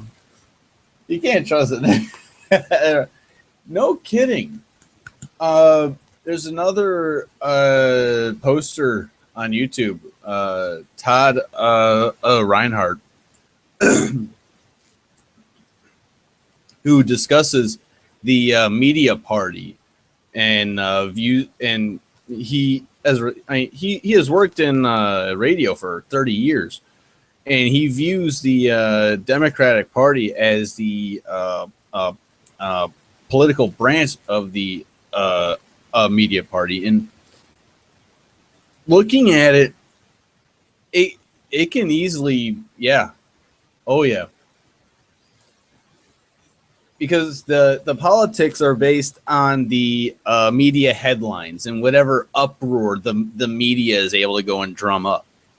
So the media industry as a whole is just immensely powerful and controlling and evil.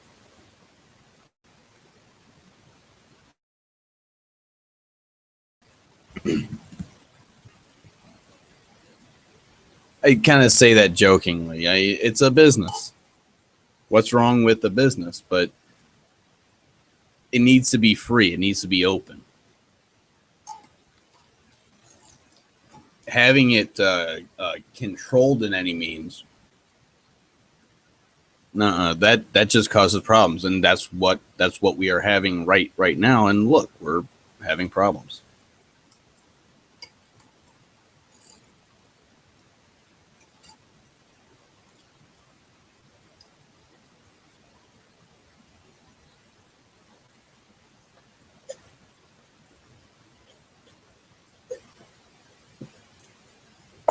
Oh yeah, a lot of the big studios, it's effectively a propagandist machine. See, a lot of these people studied at the Columbia School of Journalism. You know, the where they award the Pulitzer Prize. Well, this was right around the corner from the Frankfurt Institute. This was a Marxist think tank from Frankfurt, Germany, by people who studied under Karl Marx and were effectively disciples of Karl Marx. So, starting early on in the modern era of news media, the Marxists were already there. They were already. It hasn't turned into this. It already was.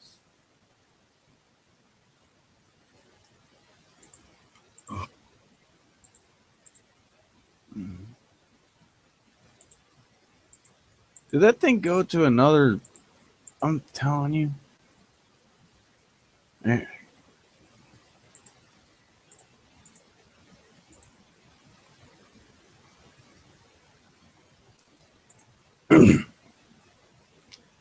In the whole Gruber thing,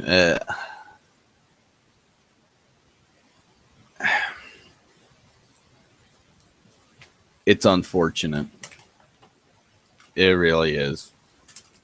So many of us have been telling everybody else to read the damn bill, to read the law.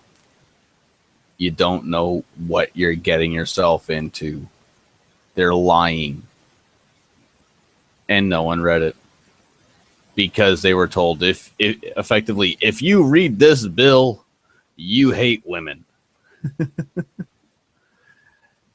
Who the hell actually thinks like that? But hey.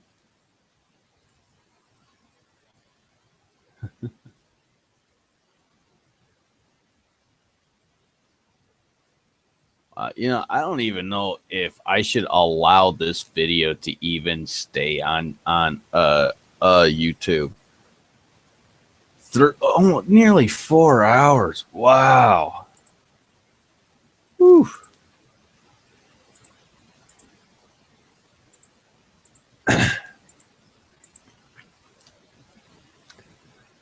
I don't think I've ever yacked for 4 hours straight. Dear. Oh. Well, at least my jaw muscles are getting a workout.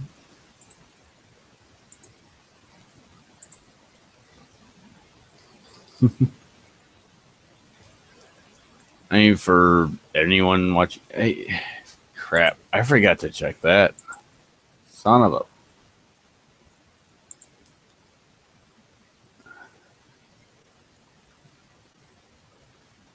Let me see here. Where is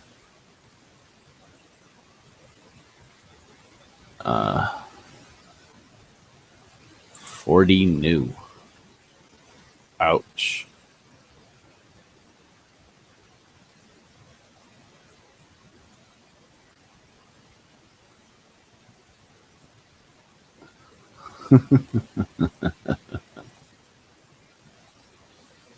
Hidden origins of Satan. What, you mean Pan? Oh, the happy little satyr prancing around in the woods playing his pan flute, trying to seduce the nymphs.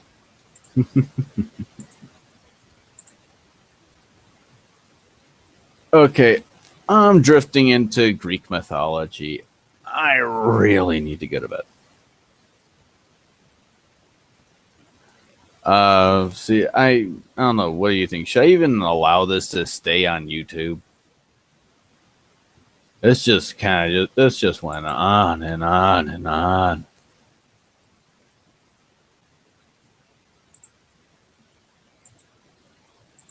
Oh yeah, by the way, she already went to bed. That was she was on her way to bed. That last comment.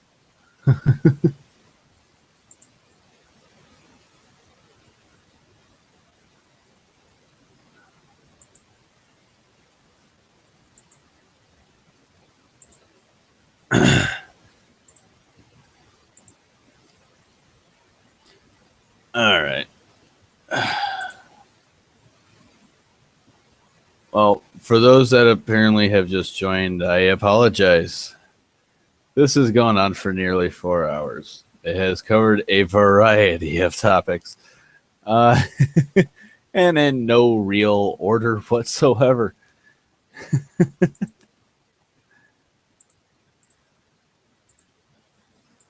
I apologize. I need to go to bed.